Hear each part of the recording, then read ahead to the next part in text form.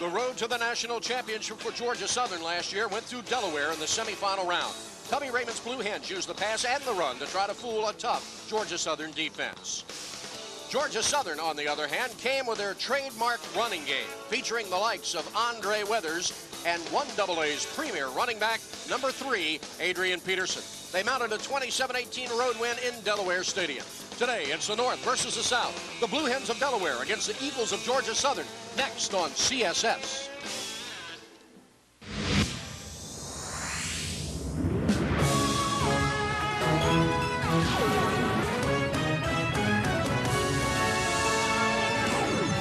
Welcome to Allen E. Paulson Stadium in Statesboro, Georgia, the site of today's 1AA matchup between the Delaware Blue Hens and Georgia Southern's Eagles. Hi, everybody. I'm Ted Byrne, and joining me is Jeff Lloyd. And, Jeff, as you look at the schedule, you see Georgia Southern and Delaware. You think, well, it's got to be late November, early December, maybe the playoffs. Well, that's because the only time these two teams have ever met is because they have been in the playoffs in the 1AA rankings. And so they're back here again, and they're playing a regular season game for the first time ever. And it is a 1-1 split in the series. Georgia Southern winning last year's matchup at Delaware Stadium, kicking them into the championship game of 1AA football. And as we look at this game, you know, it's defense against offense, and Darrell Edmonds is a great middle linebacker for Delaware. He is the key to this ball game for Delaware because his job is to stop the big running back. We'll talk more about him in just a moment, but it's going to be a key part of his game in order to try to contain the running game. And you folks are in for a big treat today because you're going to get to see number 3, 1AA's premier running back, Adrian Peterson, and he does it all for Georgia Southern. He's an all-purpose kind of back. He does everything well. He sees the holes, he fills the gaps, and he is a tough guy to stop. 32 consecutive games of over 100 yards. And he's not the only weapon they have. They can throw the ball. J.R. Rivera will be a great quarterback. It should be an exciting game offensively and defensively, and we've got it all coming your way. But first, we'll step aside for just a moment. We'll come back to Allen E. Paulson Stadium. Coming up next, the Delaware Blue Hens and Georgia Southern Eagles.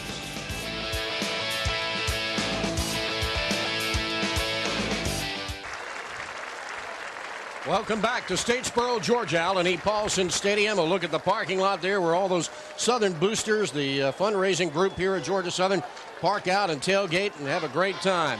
And this is really a great atmosphere for football, and 1AA football certainly is being even more accepted across the country as schools find it a lot more fun to compete. The Eagles, of course, have all sorts of mascots with their Georgia Southern's mascot there carrying. Now, here at Georgia Southern, a lot of people, they get tickets, but they don't sit in the seats. They sit on the hill. And later in the game, you'll probably see some youngsters on cardboard boxes sliding down that hill. And it's a great venue from which to watch a football game here in Statesboro. Of course, the house that Irk helped build, they call it Allen E. Paulson Stadium, but I think the athletes that compete here call it our house. And they take great pride in that. And the student section sits just to the right of that big flagpole, and that is, I think, kind of the starter kit for flagpoles, if you will. They've got 6 national championship banners, Jeff, hanging from that pole. Including 2 in a row. They won the last 2 the last couple of years. And as we get ready for this game to get underway, you see that they have dominated here on their home field. 111 and 11, a 91% all-time winning percentage here at Allen E. Paulson Stadium. So you know that when you come in here, you've got your hands full, and that's what Tubby Raymond really wanted to concentrate on with his club in practice this week. They said they had the toughest practice of the year just this last Monday, and they actually went a little bit longer. They went with longer running drills afterwards. He wanted to turn it up a notch. He thought that his club came out a little bit flat against Rhode Island. He felt that it was his responsibility to get him ready, and he says that he's done what he can to get him ready for this week's game. And Coach Paul Johnson is one who says you play on Saturday the way you practice. It's a beautiful day. Folks in Statesboro love teams coming in here from the north because, as you can see, 89 degrees, high humidity at 78%. Not much of a wind. We wish it was more of a breeze, but the day is going to be a sunshiny day in South Georgia. Great football weather here in the south.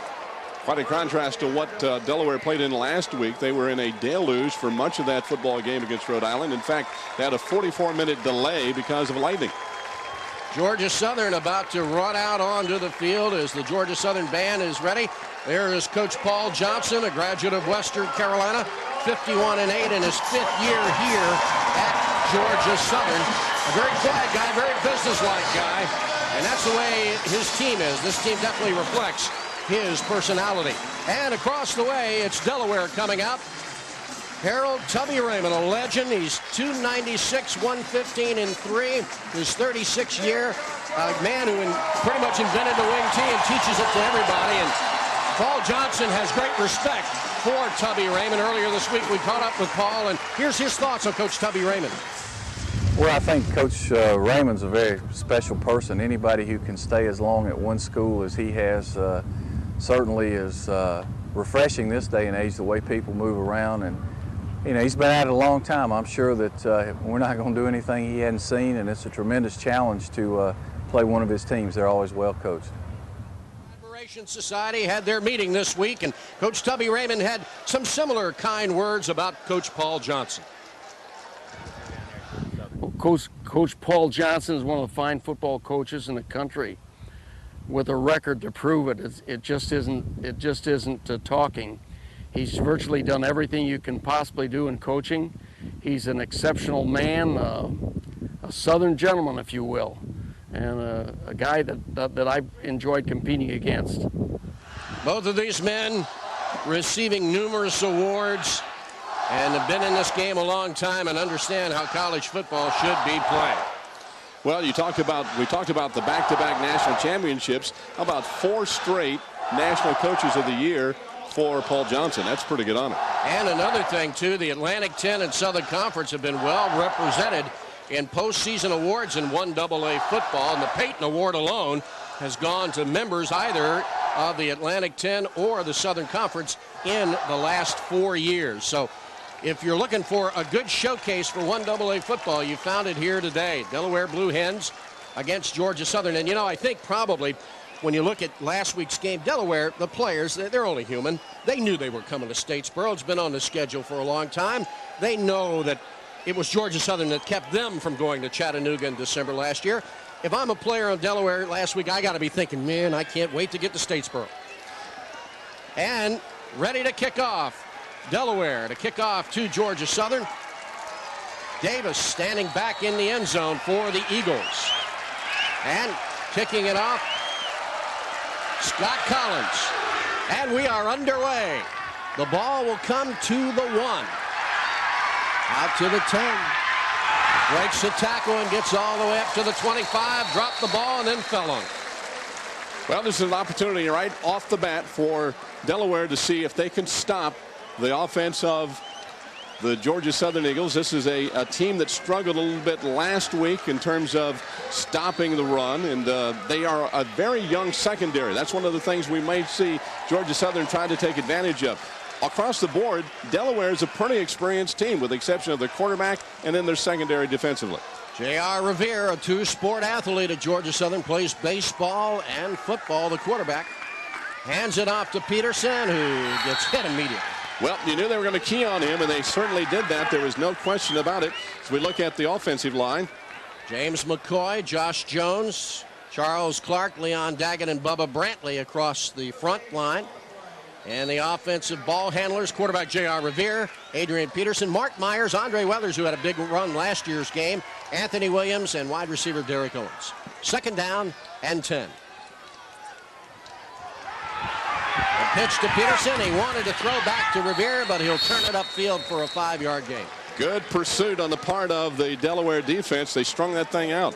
As we look at the defense, IE is one of the people that is really one of the top people that you're going to see there, the defensive end. He is an outstanding quick guy on the defense. And then, of course, the linebackers we told you about, Edmonds, who is outstanding. Mulhern also is a top-notch player. Hagebrook, just to go down the line. 3rd down and about 6 yards to go. Revere going to sprint to the left side. Doesn't pitch it and doesn't get any yardage. Again, it's a good job by Delaware stringing out that defense, making the offense of Georgia Southern run parallel to the line of scrimmage rather than up and down the field. And so really an outstanding defensive series, and this will set the tone perhaps for what the offense will do for the Blue Hens. Dan Mulheron ran him down, and it's Brett Beach back to receive the punt for Georgia Southern as they can't move it and are forced to punt it away. 4th and 5 to go. Good snap. Nice high spiraling kick. It will be caught by Veach. And he's going to run backwards and get knocked down. So it'll be Delaware's ball, 1st and 10 from their own 32. But we'll come back with Delaware's first offensive possession right after we take this timeout.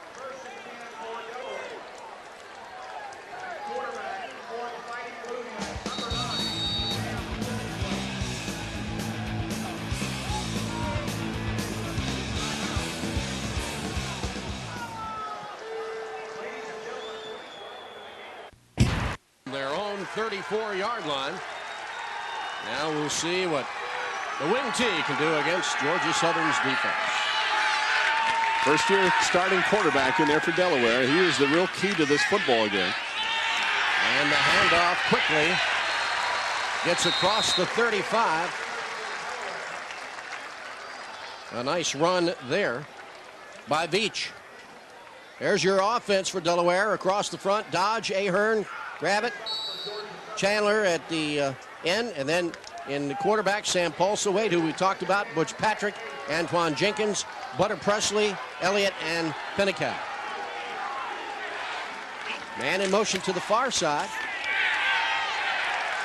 And a handoff to Antoine Jenkins, who had quite a week last week. The wing T gives you so many different options. It makes it difficult for the defense to key on there. And then you look at the guys who really have the tough job today. Jones, McIntyre, LeBlanc, Pescara, and then Ward, Scott, and Youngbug at the linebackers. Cornerback Stokes, Cooper, safeties Young and Young. 3rd down. And Paulsawade has nothing to do but to keep the ball, and he will lose a yard on that. Looks like a little bit of a miscommunication on the handoff, and he had to take it himself. There was nothing at all for him to do. Freddie Pescara. Good look at it here. Good defense there. You see the fake. And Pescara was right there to fill the hole. A bad mesh between quarterback and running back there. So it's a 4th down situation for the Blue Hens. And they have to punt. So both defenses have held here. It looks like if you go by the opening series, it's going to be a defensive matchup. What a beautiful punt that's mishandled, and Delaware's come up with the ball. The mishandled muff on the punt gives Delaware the ball on the 13-yard line of Georgia Southern. What a break. We talked about special teams. That's a key, and it's very important, and that's what Paul Johnson said, that he didn't get very good play out of his special teams last week. You look, the sun may be in his eyes a little bit, so we get a look at it from the end zone. This is what he's looking into, and he just muffed it. He did indeed. Anthony Williams looking into the sun and really missed that, but Dave Clamburn was the one that came up with the fumble recovery. You know, last year Georgia Southern turned the ball over 4 times in that game against Delaware. Delaware was unable to capitalize on any of it. Key and Parton drive inside the red zone here. There's the handoff to Jenkins. He fights his way to the 10. Pickup of about 3 yards. So the Georgia Southern defense is going to be tested really right off the bat here. They held on the first possession, and now they have an opportunity to try to tighten down the screws here. And Delaware in good field, actually great field position at the 10. Jenkins averaging 3 yards a carry. He got that on that carry. 2nd and 7. Again, they're going to Jenkins. The big sophomore, 241 pounds, and he goes off left guard.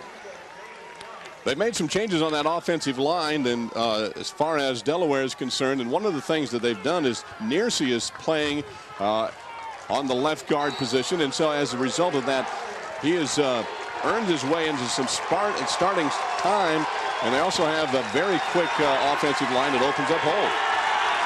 So Delaware running the wing T with a man split wide, man in motion to the far side, but again, they'll hand it off to Jenkins. It's his drive to do, and he gets to the 5 and is driven backwards.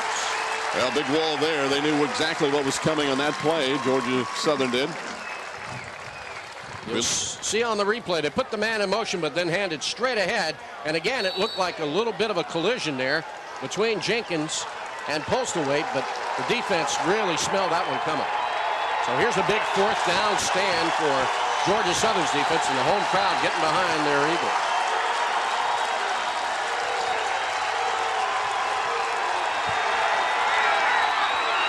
A handoff to Patrick, and he's stuffed.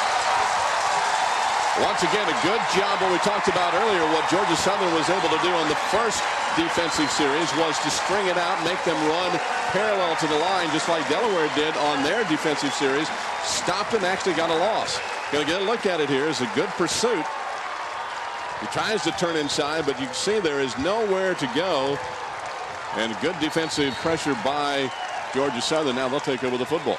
So early in the game, Tubby decides to try him on 4th down, and it was a defensive stand by Georgia Southern that gives them the ball back on their own 5-yard line. There's the handoff to Peterson as he slices and dices his way to the 22. Well, he doesn't take much of a hole for him to get open, does he? He found a quick seam, was able to hit it. Big 1st down. Peterson with very quick feet. Going to look at it from the end zone camera. And you see the hole. They just seamed it off right there on the right. Nice block on the left side by Georgia Southern. And that was Bubba Brantley that made the big key block there that got him sprung. Another 1st down, and they'll hand it off again to Peterson, and he runs into heavy traffic. Darrell Edmonds, and we talked about that at the top of the show. He would be the man most probably assigned to Peterson, and he wrapped him up there. You know, it almost looks like they're content to stay with the running game. Ted, you wonder somewhere along the line if they're going to put it up in the air and test this very young secondary. That's the youngest part of the Delaware ball club is the secondary. And although they're quick and they're smart, they're inexperienced, and we'll see whether or not they want to go to the air here soon. Georgia Southern splitting a man to each side. There's the pitch out to Myers, and Myers gets outside and knocked out of bounds just over the 30-yard line. Well, you can keep them honest with the pass, but you can also keep them honest with the other running back, and that's what they did there. If you're going to key on one guy, then that means Myers is going to be available to take a toss like he did there. All he has to do is eat up enough yardage to keep the defense honest. Well, you talk about Peterson being a great runner. He's also an unselfish blocker when it comes to someone else's number getting called to carry the ball. It's 3rd down and about a yard to go from their own 30. A pitch. Peterson stepping over a tackler and getting across the 35 to the 38. Nice pitch by Revere. He was running down the line on the option. And, of course, Peterson, you'll see that on the flip here. He bobbles it just for a moment. He gets a handle on it, and then it's just all forward, and he knew where he had to go and got the 1st down. I don't know that I've seen a better college running back at the sidelines than Peterson. He has a great sense of balance along that chalk line. 1st down for the Eagles. Again, the handoff. Going off of left guard this time. Getting across the 40 to between the 41 and 42. Basically, it is going to be Peterson left, Peterson right, and then occasionally you're going to have someone else mixed in there as well. But it's one of those situations, as you look at Tubby Raymond, who is approaching 300 wins in his career. What a storied career he has had. And quite an artist, too. 2nd down for the Eagles. The handoff, and what a great play by the defense there as they are just plugging up the middle. Good tackle there by Davis, the linebacker. Linebacking core so key against a running team like Georgia Southern. They're going to have to plug that gap up, and the defensive line, of course, is going to have to try to hold down the offensive line. So it's a good battle right there in the trenches, and that's where this game ultimately will be won. The beauty of Davis is he's just a baby. 6'1", 217, a freshman. Plays that left linebacker spot very well for a young man. Man in motion, they'll pitch to him. Trying to go wide. But again, the defense of the Blue Hens, a good submarine tackle by Edmonds. This guy is everywhere.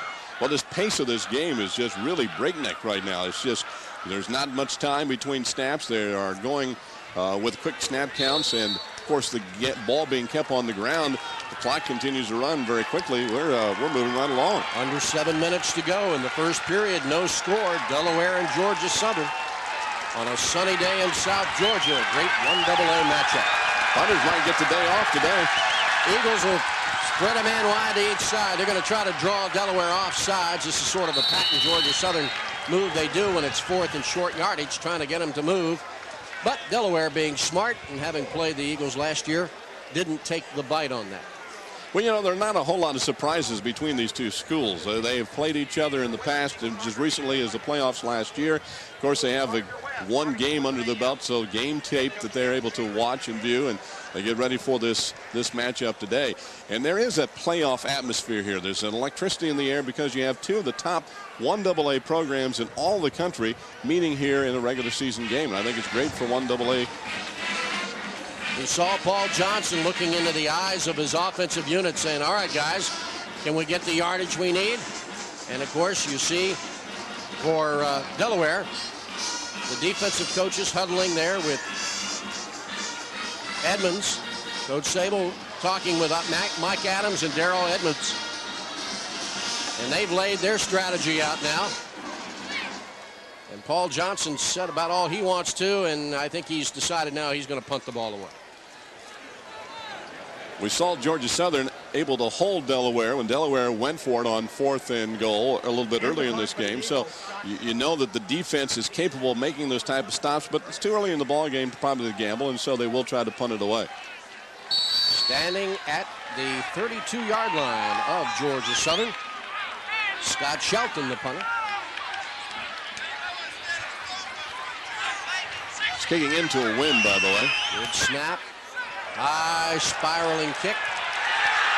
Fair catch signal for at the 15-yard line. 6:22 to go in the first quarter. No score. Georgia Southern against Delaware. We're back after this.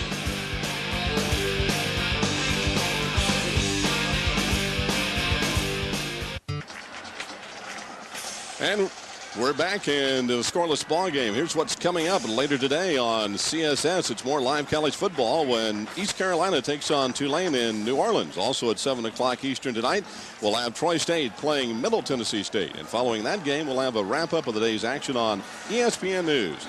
So stay tuned for a full day of college football right here on CSS, your source for sports in the Southeast. Delaware will take it over 1st and 10 from their own 17-yard line after the fair catch. Postal Waite, the senior, puts a man in motion to the far side and then hands it off again to Jenkins. Let's talk a little bit about Postal Waite if we can. Again, we talked about the fact that he is a 5th-year senior but a 1st-year starter.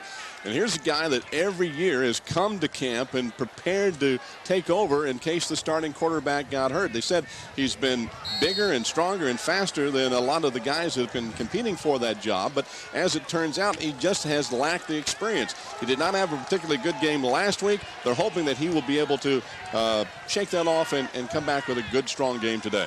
So Postal Waite takes a snap. Again, handing it off to the big running back who breaks through. And then the ball pops loose. Who's got it?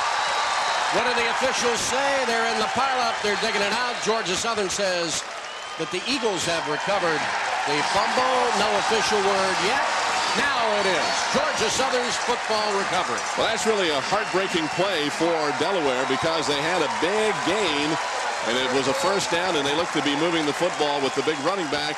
And then you just see the ball's going to come loose here as he is switching it from one hand to the other, and that time it just popped out like a wet bar of soap, and Georgia Southern is there, and that's the 2nd turnover we've had in the ball game. So both teams have lost fumbles, and see whether Georgia Southern can take advantage here. Looked like a little grabbing for the football going on there by the defense. Revere pitches. Coming wide is Myers. Down the sideline and knocked out of bounds at the 17. Another 1st down for Georgia Southern. Nice running play, and as of yet, Georgia Southern has not put the ball in the air. You get to see him running to the right. They sent Peterson to the right side that time. They overplayed And he strings it out, gets knocked out of bounds after the big first down run. Georgia Southern has a history of doing well on first down. Straight ahead handoff. And flipping in the air was Peterson, but he gets down close to the 10.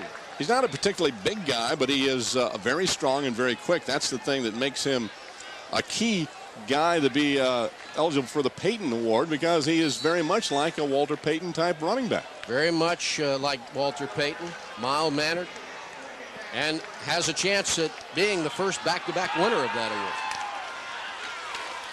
The fake, Revere with a keep, spins to the 1.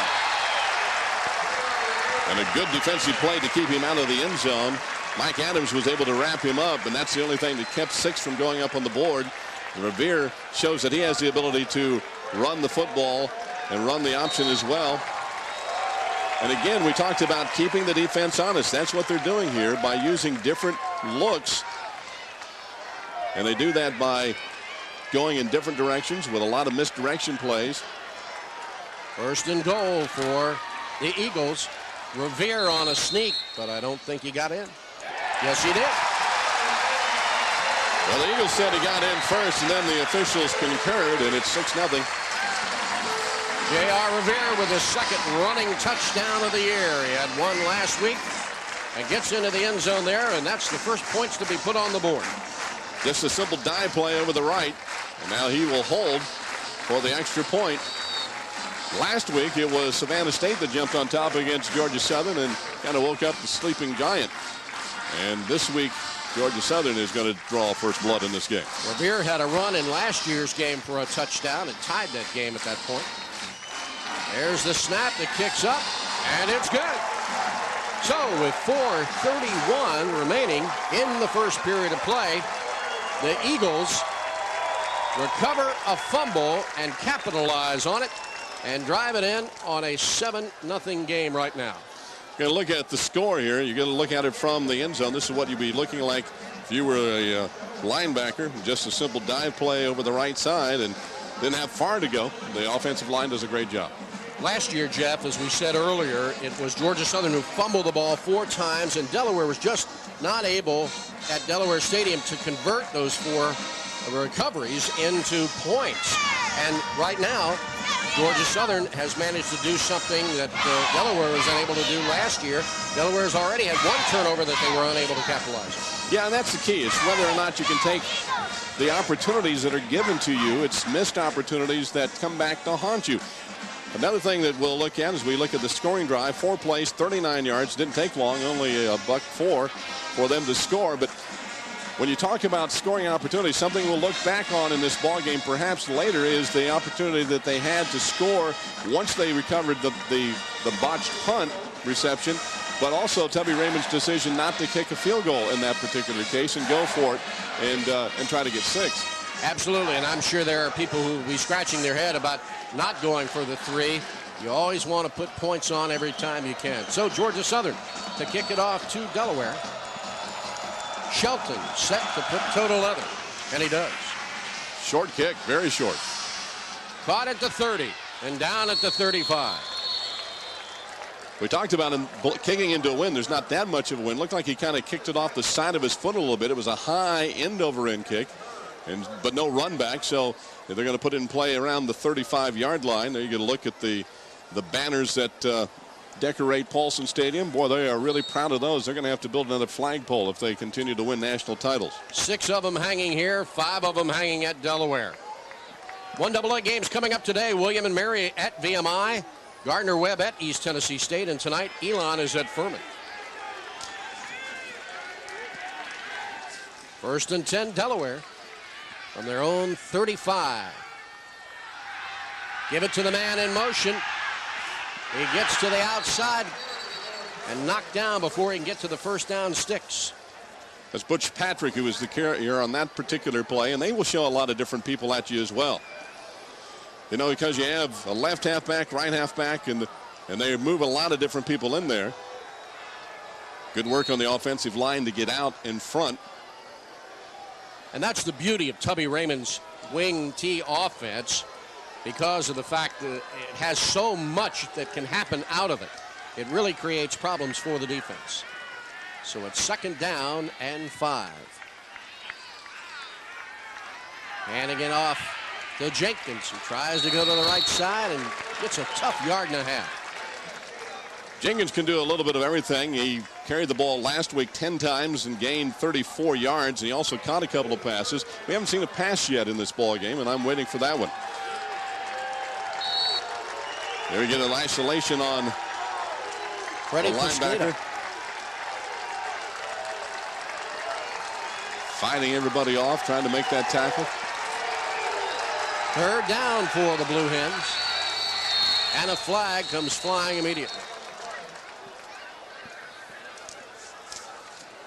We'll see what the call is. Ron Buckner. Okay, we're going to get a look, see what this is. There's your referee, Ron Buckner. Illegal substitution. Illegal substitution. That's one of the things we talked about with so many different people and so many different looks that you can have in terms of that wing tee, that a lot of times you may not get somebody off the field in time in order to clear the field, and so they may have had too many men on the field. Illegal substitution is the flag. Oftentimes, too, and this is a rule that's been going back and forth in college football, a player in the huddle must participate in the play. Again, that wing tee look with a man split wide left, man in motion near sidelines. Here's your pass out in the flats, but boy, did Georgia Southern's defense sniff that one out. Garrett Cooper on the stop. Cooper, not a very big guy, only 5'7", 160. He came up and made a pretty good hit on that play. Going to get it from field level. First pass of the day, a little swing pass out in the flat. One-on-one move. Hey, that's how you do it. Talk about great open field tackling.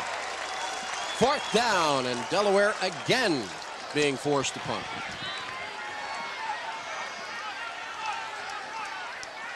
Back deep, Anthony Williams.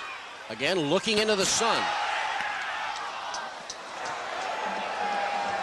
Calling for the fair catch at the 32. Well, this is a bad snap. You're going to see it bounce to the punter, and then as a result of that, he had to hurry his kick, and it comes up short. Not a run back on it, but still not bad field position for Georgia Southern. It's the little things, the special teams are really the things that are going to end up killing you in a football game. As this snap was about a 2-hopper to the Delaware punter, Chris Steiner. Revere getting under center, got a man split wide to each side. And a pitch it to the man in motion is Myers, and he'll get knocked out of bounds at the 34. Great pursuit by the Blue Hens, Darrell Edmonds, as well as Sidney Hagenbrook. Hagenbrook there. It will be a 2nd down play for Georgia Southern. 2nd and 7 for the Eagles. Revere fakes the handoff, keeps, turns it upfield, and gets to the 42, and has enough for another Georgia Southern 1st down. He'll call his number quite a bit as the game goes on. He carried it 12 times. He was the 2nd leading ball carrier a week ago, carrying it 12 times, and that's 78 yards, as long as with an 18-yarder. He handles the football very well. And he had a huge hole to blow through over there on the right side. So the offensive line of Georgia Southern making things happen here in this football game offensively for them. So it's 1st down for the Eagles from the 43 of Georgia Southern. Revere straight ahead to Peterson, who slants to the outside and gets across midfield into Blue Hen territory. This is a great looking play if you look at it, Ted, because what happens here on the handoff, Revere turns his back to the defense. He almost shields the ball in terms of who he's handing it off to or whether or not he's going to keep it, and also that protects the ball from the defender. And then he hands it off to Peterson. Of course, Peterson knows what to do with it once he gets a hold of it, and it's a nice gain as they pick up yardage, and it's about 2nd down and 3 or so. Man split wide to each side. Revere again pitches late, and out of bounds at the 41 is Mark Myers. It's another 1st down for Georgia Southern. as they keep the chains moving with under a minute to go in the first quarter. Option football here. Do you give it to Peterson? No. Do you keep it yourself? No. You're going to pitch it back on the option, and you've got good blocking up ahead. Blocker almost pushed the tackler into the running back. You see that he almost was too strong here. He just pushes him right into his own tackle, his own man. Another first down for the Eagles. Hand off to Peterson, and flags fly into the pile. As he gets across inside the 35, the flag lies at the 40. Might have a holding penalty here against Georgia Southern. That would probably be the indication. Usually when the flag is in that position on the field, that is generally the call. It came after the snap, so I don't think it's an offside. And you see them talking with the Delaware Blue Hens. And that's what it is. Indeed, a hold. And sometimes you can get by with that, and sometimes you can't. It's one of the best plays in all of football. If you can get by with that holding penalty, you can bust a lot of people open. And there are coaches who will tell you that holding occurs on every play. Oh, that's no doubt about it. Some are better at it than others, and some get caught quicker than others. It just depends on how you hold. A lot of times coaches will actually teach you to hold, but they teach you the right way to do it and not get caught. Ron Buckner giving the holding call. That'll put the ball on the other side of the 50, the Georgia Southern side now. Backs him up and makes it first down for the Eagles from the midfield stripe. They've got to get to the 30 for a first down. So it's 1st and 20 to go. This might be our first passing play of the day. Georgia Southern has accumulated 112 yards to 45 for Delaware. The pitch to Peterson. It's fumbled. It's on the ground. I think Delaware is going to come up with it. They claim that they do. Or did it go out of bounds? Delaware saying they've got the ball. Now a discussion between Ron Buckner. He agrees.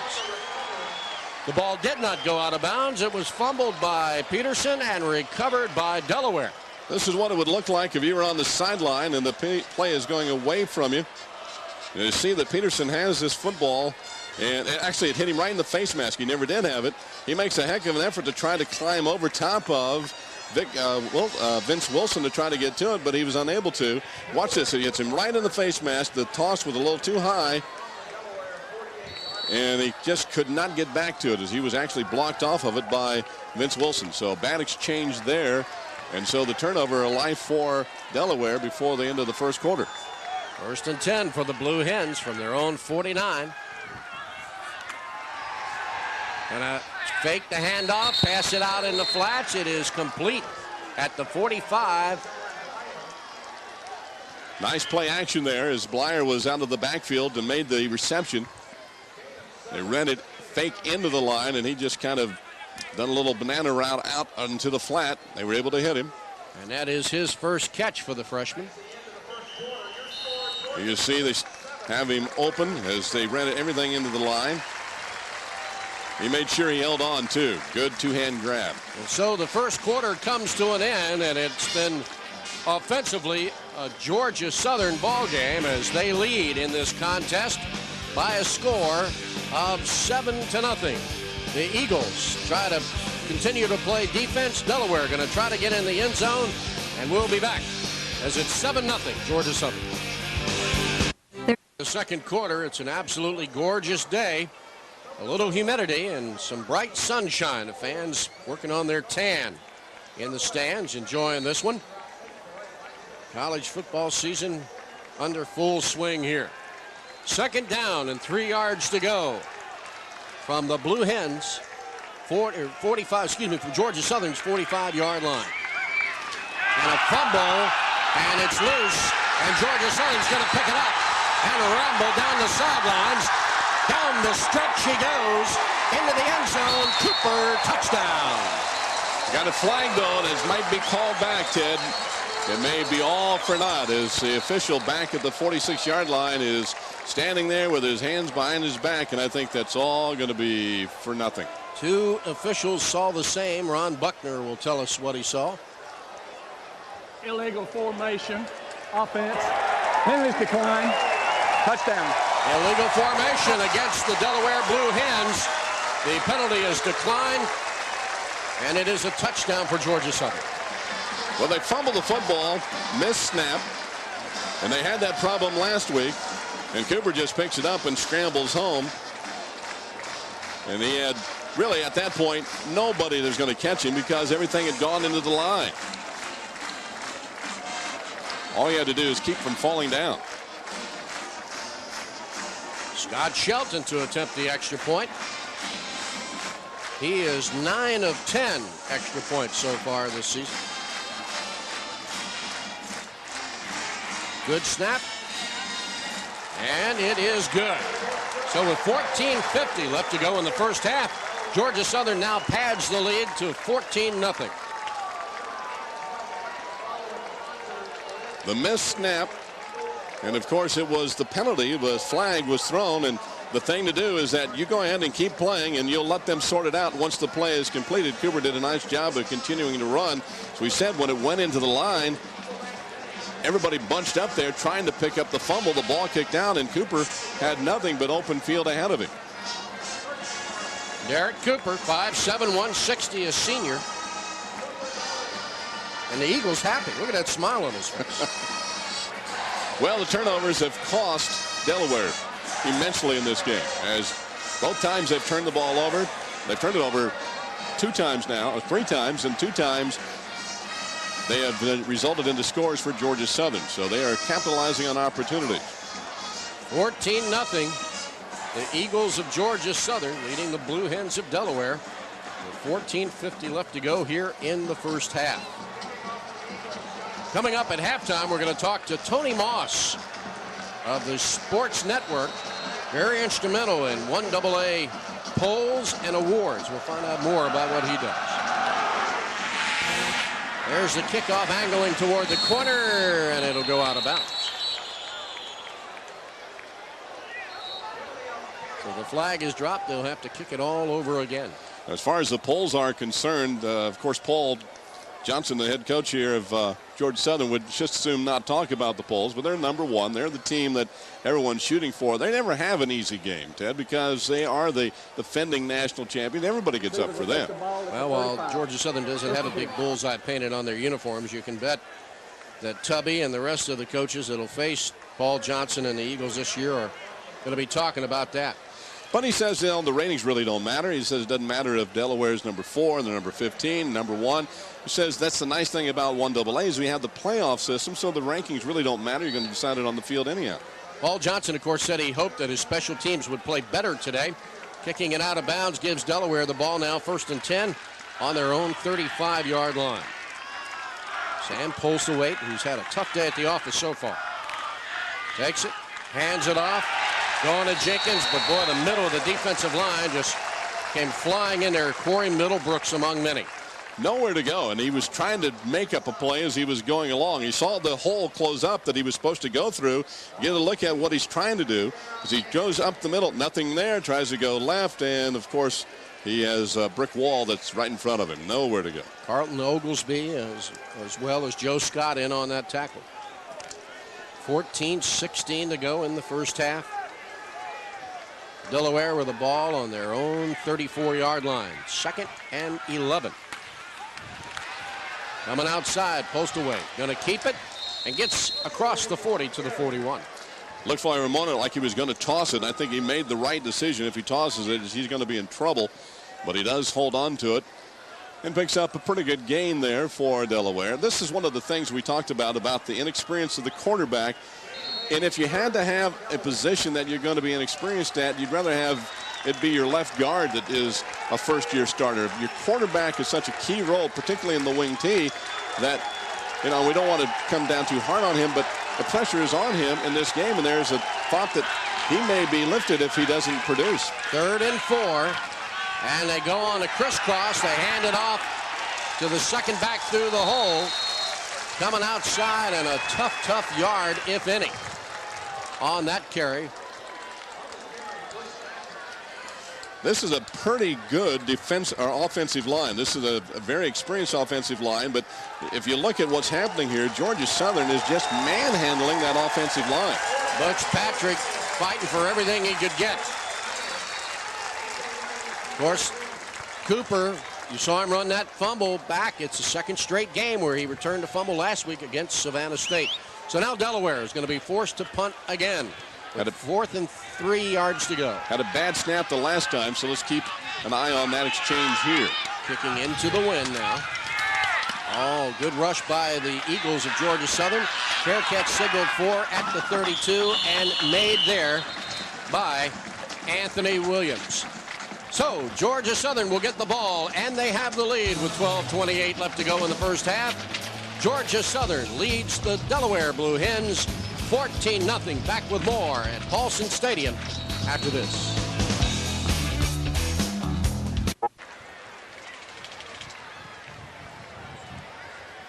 A look at the student section on a hot afternoon in September in Statesboro, Georgia.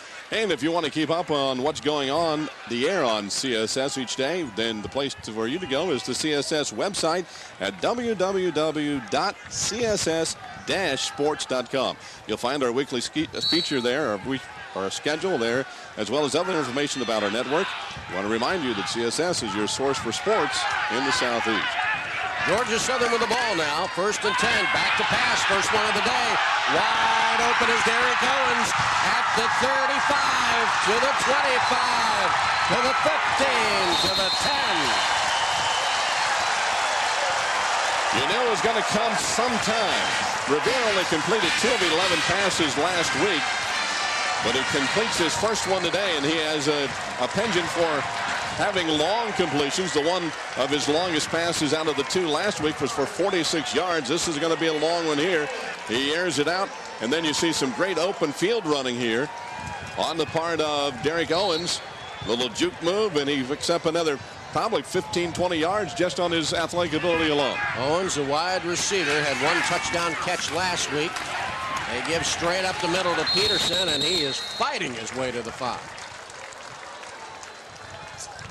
This could be a very, very big series for Delaware defensively. They do not want to fall behind by 3 touchdowns.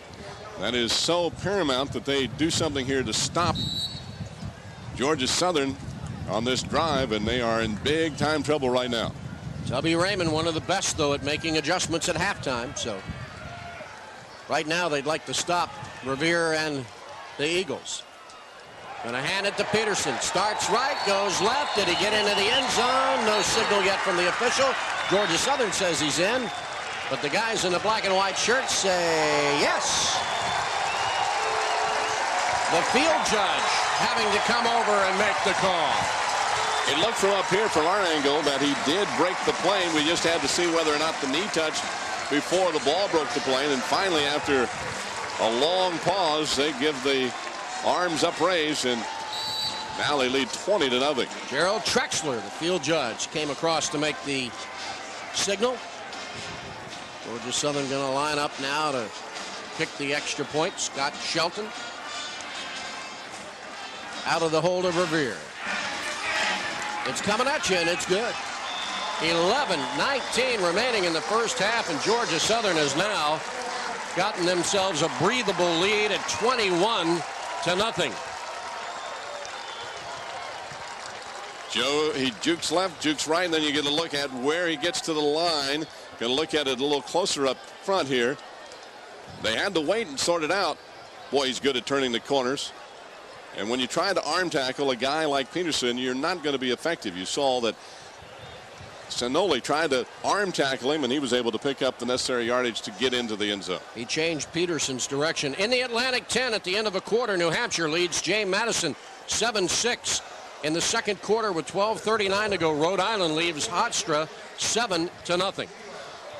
You get a look at that stat there. What an impressive statistic that is. Only 7 more yards to become the all-time leading rusher in the Southern Conference.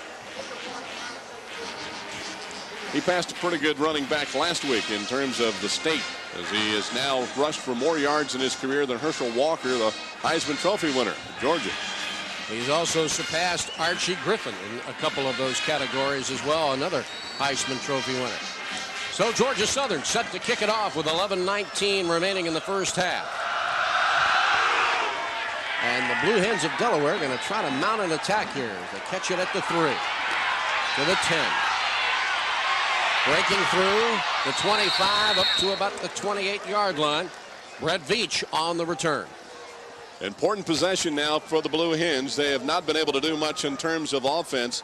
And this is a nice run back to get them into pretty good field position, at least to start this drive. Veach is one of the guys that runs out of their backfield, and he is able to make some good ground up, and they'll start it at the 28. 178, a senior, 5'9". Scoring drive, 67 yards in 3 plays. Again, a short one, 1:09. Peterson on the 5-yard touchdown run. And Sam Postlethwaite doesn't like what he sees defensively, so he is calling for a timeout. So another timeout charged to Delaware, and that will leave them 1. Georgia Southern has yet to use any of their timeouts. Tubby and the staff are going to try to figure something out. Ted Kipsky, the offensive coordinator. You know, that timeout might have been necessitated by the fact that, if you remember, the last time they came up to the line of scrimmage, they had an illegal formation. May have been as much to do with how they were lining up themselves as much as what Georgia Southern was doing. So it is a 1st and 10 for the Blue Hens of Delaware. And they'll start at 1st and 10 from their own 28-yard line. Delaware has yet to get a first down. Georgia Southern has picked up 8 of them so far.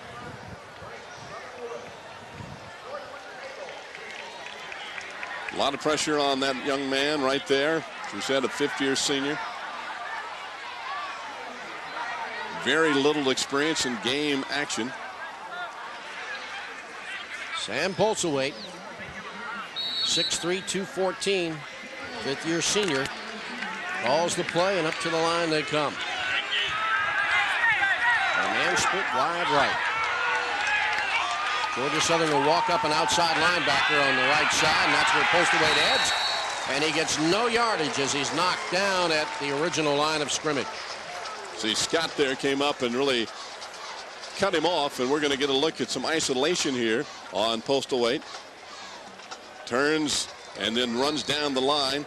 Doesn't really get off to a very explosive start. The hole never developed. And he finds himself flat of his back. Georgia Southern's defense doing a good job of stretching it out east-west. So 2nd and 10 for the Blue Hens. 181 total yards for Georgia Southern, 58 for Delaware. Fake handoff, play action, wants to pass, lets it go. Hits the defender before it hits the receiver. Pass was underthrown. That was one of the things that happened last week in the game against Rhode Island, is that he was just underthrowing everybody. His receivers were having to come back, trying to catch it off the shoe tops. And so that's one of the things that happens when you don't have a lot of experience, is whether or not you have the right touch. He has a man open, but he throws it behind him, and actually he didn't have him open, because if you look there, that was pretty well double covered. And that was Mike Medley, who was trying to get open, but David Young stuck that arm out and got a blue jersey on the football. 3rd down and 10 now. From the 28 of Delaware, out of the shotgun.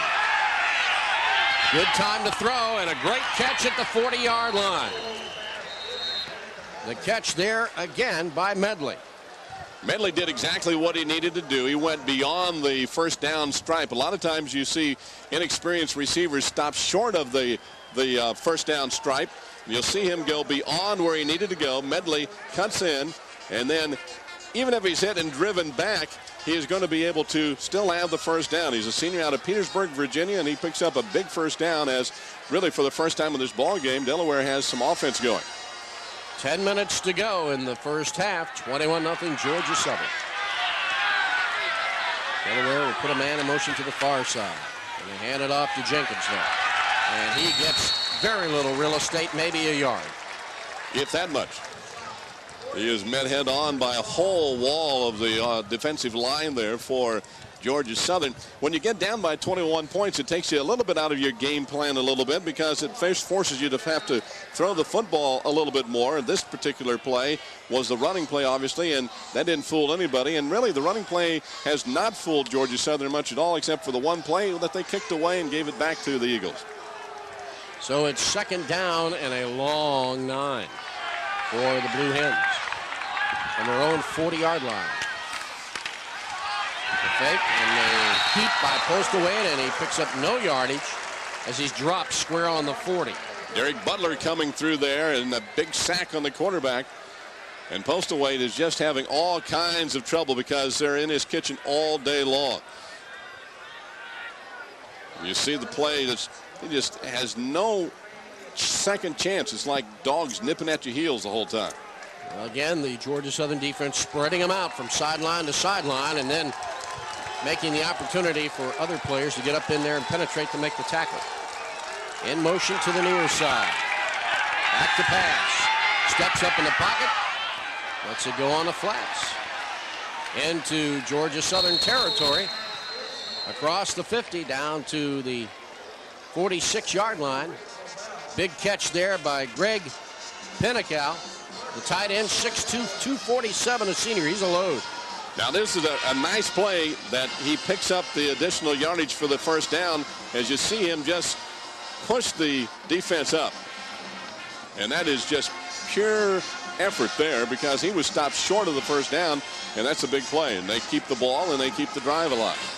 And in the wing T, your tight end gets very little opportunities to catch a ball. Postlethwaite. Fakes the handoff. Passes it again, trying to hit Jenkins out of the backfield at the 40, and it's incomplete. He took a hit as he got rid of the football as the pass was again behind the runner. Oglesby was the one who put the pressure on him. You're going to see him lower the boom on him as he lets go of the football. That pass was a little bit behind, again, the intended receiver. So his timing just has not been there. And they thought that he had pretty good timing in the preseason. They thought he looked as good as anybody in camp. But as far as the season and in-game situation, he just has not been clicking. Medley split wide to the left. Man in motion to the far side. They're going to hand it off to Jenkins, and he rips up for about 4 or 5 yards. Jenkins has been a workhorse today. Last week only carried the ball. I say only, carried the ball 10 times for 34 yards. Longest run was for 13. Third down. The ball resting shy of the 41, between the 41 and 42 of Georgia Southern. Call it 3rd and 6. Paul Johnson watching his defensive unit work. He stays out of the way pretty much of the defense. There's a pass on the left side, cutting it upfield to the 30, getting inside the 30 on the catch. Jamin Elliott. The split in, 6'10", 193 senior. Going to get a little isolation on him as we look at Elliott. Faked in, comes back. Preseason All-American. He's one of the good ones on this team, and of course one of the top players in the Atlantic 10. Nice quick feet, able to get open. Getting open's the key to a lot of receptions. Being able to get that extra step. Under 7 minutes to go in the first half. Again, they're going to split Elliott wide to the right. Man in motion to the far side. Postlethwaite going to keep it, turn it up at the 25 and get to about the 24 before he's knocked down. Postlethwaite, there's a pattern developing here. If you watch it, he's running left most of the time rather than running right. That time running to the short side of the field, which works to Georgia Southern's advantage because there's less ground for fewer people to have to cover. And so when he goes over that left side, there was really nowhere for him to go unless he wanted to take a left turn and go out of bounds. And if that's the case, he doesn't really pick up much yardage. Wide right comes Medley. They're going to put Elliott in the slot on the right. Man in motion to the near side. The fake, play action, completed the pass over the middle to Elliott. And he gets it and is knocked down at about the 8-yard line. Well, Elliott already has caught more passes today than he did last week. He caught only one pass last week for 16 yards. Here he is on a little slant in right over the middle. And he is just about a half a step away from breaking that for a touchdown. The important thing is it keeps the chains moving. It's another first down for the Blue Hens. And let's give credit to Postlethwaite as he hit his man right in the numbers. So he may be starting to feel the rhythm a little bit better. You see his numbers not bad, though, 6 out of 8. First and goal to go. They hand it off up the middle to Jenkins, and flags fly. I have a feeling this penalty will be against the Blue Hens. They've been hurt by penalties and by turnovers, and that, of course, when you are playing a team the caliber of a Georgia Southern, you cannot do and expect to win the football game, and that's why you would see it's 21-0. We'll see what the referee says is the infraction. Illegal shift On the offense, 5-yard against penalty. the Blue Hens of Delaware. Field first down. 5:38 remaining in the first half. It was an illegal shift. You see the defensive pressure of Scott coming in there to meet him nose to nose and just put him right back on his back. Joe Scott, the leading tackler for Georgia Southern, had 6 solo tackles last week. Some coaches call that a pancake because he's laid flat. Wide to the left goes Elliott. They put a man in motion to the far side. The pass into the corner is no good. He was knocked out of bounds. That play took a little too long to develop. It was a play that seemed to be strung out a little bit longer than it needed to be, Ted, because if he gets to the passer a little bit quicker, he's got a chance to make that catch before, obviously, he's out of bounds. Incompleted pass stops the clock with 5:11 remaining in the first half. Second and goal to go. This is an important possession for Delaware because they are this close in the red zone. They want to try to punch it in, erase part of that 21-point lead here, and gain some momentum before the end of the half. Out of the shotgun. And a whistle before the play ever really got started.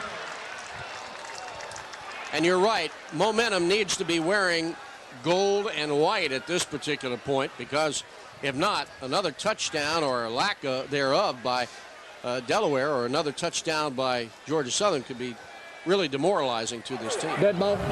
False start. It is a procedure call against 5 yards. Delaware. Still So second down. that digs a bigger hole for them. And Tubby and his staff are shaking their heads over there on the sidelines. 5:09 remaining.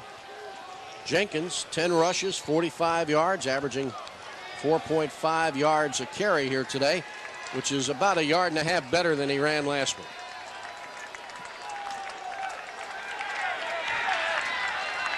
And Jenkins, obviously the workhorse in this wing T for Delaware. Got Elliott to the wide side, see if they go that direction. Dropping back to pass, looking over the middle. Incomplete, no, touchdown. He took it right away from him. Jamin Elliott comes from the left side across and took it right out of the defender's hands, and Delaware gets on the scoreboard. Started out on the left side, he cuts across over the middle. You're going to see some very soft hands on that catch, because that ball was right in the up for grabs. And as you said, it looked like it was going to be knocked away or even deflected, but he was able to bring it in. Very soft hands, and the touchdown. Delaware's on the board. And for Elliott, his first touchdown catch of the season. And it's good, the extra point. So with 5:03 left to play here in the first half, Delaware gets on the scoreboard and makes it now a 21-7 ball game. That's got to make the Blue Hens feel a little bit better as we get closer to halftime. Find a rhythm between their quarterback Postlewaite and the receiver Jamin Elliott. They sent Elliott to the left side. He looks right. This is one of the things that Postlewaite did not do much of last week, is go to a secondary receiver. You see the nice soft hands of Elliott, and we get a little isolation on him. Watch how softly this goes into his hands. He fights off to the defender and just comes away with the football, falls into the end zone. They're on the board, and they're back in the game. And Chris Blunt was right there with him like a coat of paint. Nice catch by Elliott. It's one of the things that Postlewaite did not do a very good job of, as mentioned, is that he was only looking for that first receiver. And when we saw him take the snap, he was looking right. And I think it's designed that that's who he was going to go to all the way. But he got some help at the other end with his receiver. So here comes the kickoff by Collins. It's a spinner that's caught at the 7. To the 20, not quite to the 20 before he's knocked down there. Nice job on the tackle For the Blue Hens in there and leveling him was Nick Fozzie, the linebacker out of Mount Laurel, New Jersey. He really lowered the boom on him. He got a full head of steam, and there was nobody there to put a hat on him. And he's fired up. And you can see what happens here when the offense comes on the board. Now the defense gets fired up. And we might see momentum, as we talked about, that's so important. May have shifted now to the Blue Hens. And this is an important defensive series now for Delaware, if they can get the ball back, and there's still lots of time. Well, Georgia Southern's offensive drives lasting a little less than a minute before they score. It'd be good to see if Georgia Southern is going to try to answer quickly here. They go right up the middle and to the 20-yard line on the carry. Now you look at the scoring drive. That's the best drive of the day. 13 plays, 72 yards, and they used up some clock. 6:16, a 19-yard touchdown pass.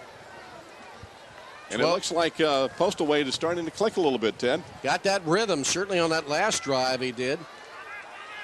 See if the defense can get into a rhythm. There's the hand, nope, fake handoff up the middle. Revere keeps and gets across the 20 to about the 21. You know, this game is so funny as to what will change momentum, what will fire somebody up. Offense does a big play. It fires up the defense. Defense makes a good play. Offense comes out, and that seems to spark them. It seems like there might be a little more spring in the step of Delaware. It's been very easy for them to have not scored on that play and then to get down and to not come back and really they could have cashed it in. They could have folded the tent, but I think they're right back in this ball game now and still have the feeling that they can play in this game. A clipping call against Georgia Southern will back them up here in the Atlantic 10. James Madison leads New Hampshire 12-7 with 12:59 to go in the second half. Offensive team, 15, half the distance to the goal from the spot of the foul or end of the run. Rhode Island with 6:50 to go in the second quarter. Rhode Island leaves Hofstra 14-0. Northeastern playing Villanova and Colgate at Maine. Maine and Colgate tonight under the lights. So the penalty will back up Georgia Southern and makes it second down and long yardage for the Eagles. Split a man wide right, man slot right, man split wide left. Revere rolling right. Mike tucking and run and does. Escapes one tackler and gets upside down at the 20. It's beyond the original line of scrimmage, so he makes pretty good progress on that. There's the original bald eagle, Irk Russell, sitting on the porch at the Lupton building. Former Georgia Southern head coach. In fact, he started the program here back in '82. Yeah, after a long absence of football here at Georgia Southern, he got it started again. And I remember being over here and hearing him talk. I was here for a basketball game. They were getting ready to go to the playoffs in football, and boy, he had everybody fired up back in those days. 3rd and 8 for the Eagles. Revere wants to pass, has pressure, has to scramble, looks and lets it go. It's out of bounds. Heavy pressure being applied by Ron Cook, the defensive end for Delaware. Yeah, Cook is a man who really got in there. 6'3", 231. He has good speed. He's a very quick defender, and that puts lots of pressure on the defense, and now that changes the tenor of this game as well. 21-7 is our score with Georgia Southern in the lead. 3:07 to go here in the first half. Georgia Southern forced to punt on 4th down. Scott Shelton standing at his own 6. Low snap, he'll handle it though. High spiraling punt that's caught at the 39 and up to the 44 on the return, but we have a penalty flag on the play. We'll find out what that's all about when we come back. Georgia Southern leads the Blue Hens of Delaware 21-7 with under 3 minutes to go in the first half. There's a Paulson Stadium tradition for you. You get a box top, you rip it open, you lie it flat, and it's like sledding up in Delaware. Southern style. Under 3 minutes to go. The penalty was against Delaware. It puts it now 1st and 10 from the 33-yard line of the Blue Hens. Postal Wade under center. Puts a man in motion to the near side. Gives, though, on a crossbuck there to Ben Cross. Cross comes back across the grain. Everybody was coming to the right. He went left and gets knocked down at the 35-yard line. On the tackle, the leading tackler for the Eagles, Joe Scott. Joe, the middle linebacker for Georgia Southern.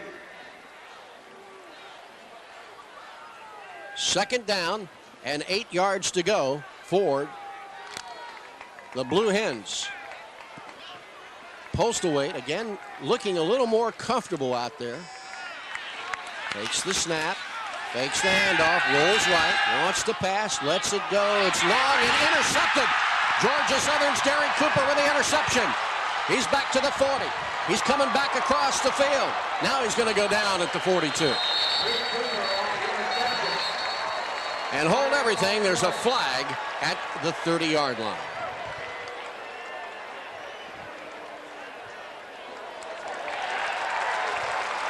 And it is declined as it was against Delaware. And with 2:04 to go in the first half, Georgia Southern comes up with an interception, yet another turnover by Delaware. A good fake, rolling to his right, and he just overthrows the intended receiver. Gets the nose of that football up a little high and just overthrew the intended receiver, Mike Medley, and Cooper was there to gather it in and take it back. And he ran about 75 yards on that, but about 50 of it was back and forth. Revere, a couple of fakes on the handoff, comes to the near sideline, steps out of bounds at the 41. They mark him out now at the 42, so it's Georgia Southern's ball at their own 42-yard line with under 2 minutes to go. On the tackle there, running him out of bounds, was Ricardo Walker, the quarterback.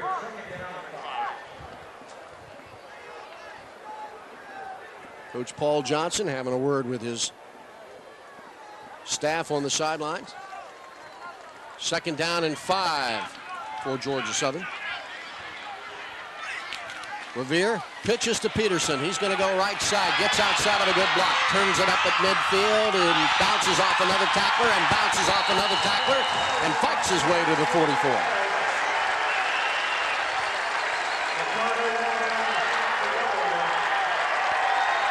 Adrian Peterson with that run has now become the all-time rushing leader in Southern Conference history with 5,351 yards, and here's a look at it. He gets the pitch. He goes to the outside, tucks that nail away under his arm, goes to the back outside. And look at the great bounce he got. Here's Peterson on another line. He's breaking tacklers and spinning across the 25. Peterson does such a great job of keeping his balance. He can run sideways and not give you very much to take a shot at.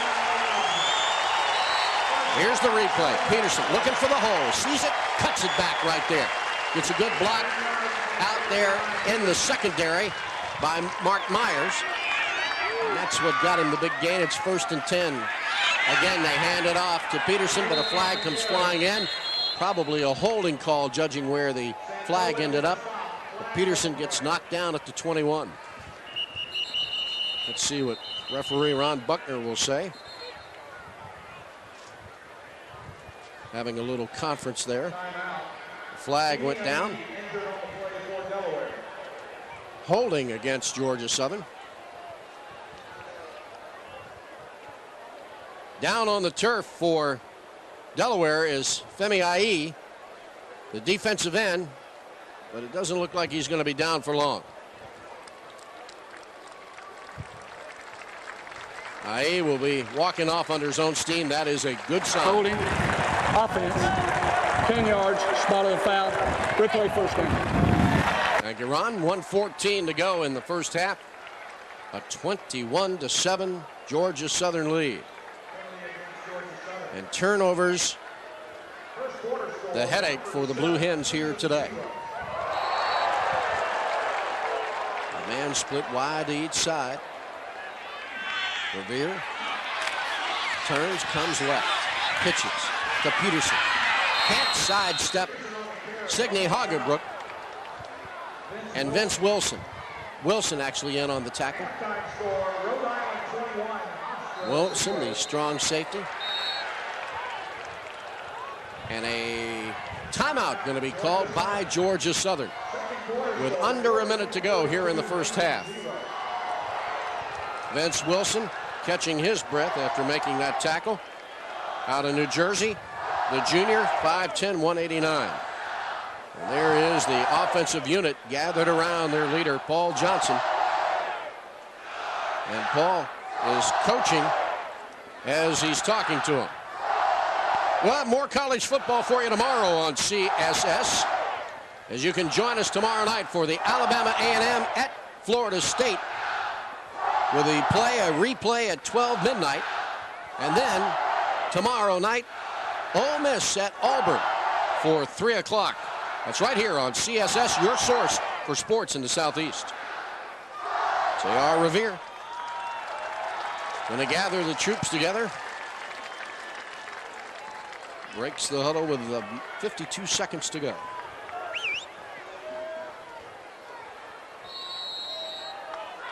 Eagles with a man split wide to each side. Ball on the near side hash mark. He comes to the near side, stops, plants, pass over the middle, incomplete. Good job there defensively by the Blue Hens. Rashid, the free safety, really got his hand up there and kept that from being a completion out of Chester, PA, the sophomore. So the incomplete pass stops the clock with 45 seconds to go. 3rd down and 17 to go. Kind of a quiet crowd here as Georgia Southern is in the lead, 21-7. Revere looks, passes to the left side, incomplete to Derek Owens. It's short hopped him. Are they going to give him credit for the catch? Oh, they are. Boy, the ball looked like it short hopped on the ground. Paul Johnson, I'm sure, content to let the clock kind of run its course. He's going to point to the 25-second clock, and when it starts, he's telling Revere to watch that. And when he gets down to a certain point, they'll call a timeout. It's 4th down and 10. And Johnson going to let the clock run down before he calls a timeout, and it will be interesting to see, will he call a play or will they try to kick a field goal? We're down to 2 seconds. A short timeout being called by Georgia Southern. An official's timeout now, they say. Paul Johnson, I'm sure, going to just tell him go out there and kick a field goal, and let's go into the locker room up 24-7 with 2 seconds left. And now Delaware not quite ready. The Blue Hens call a timeout. Mike Adams ran out and said, Mr. Ref, we need a timeout. Coming up at halftime, we'll talk with Coach Tubby Raymond on the way out as he heads to the locker room. Get his thoughts here quickly on the first half. And as I said before, Tubby, one of the best at making halftime adjustments. And he'll find something that that wing T will work against the defense of Georgia Southern. And J.R. Revere coming over, getting a quick drink of water. He'll be holding on Shelton's field goal attempt.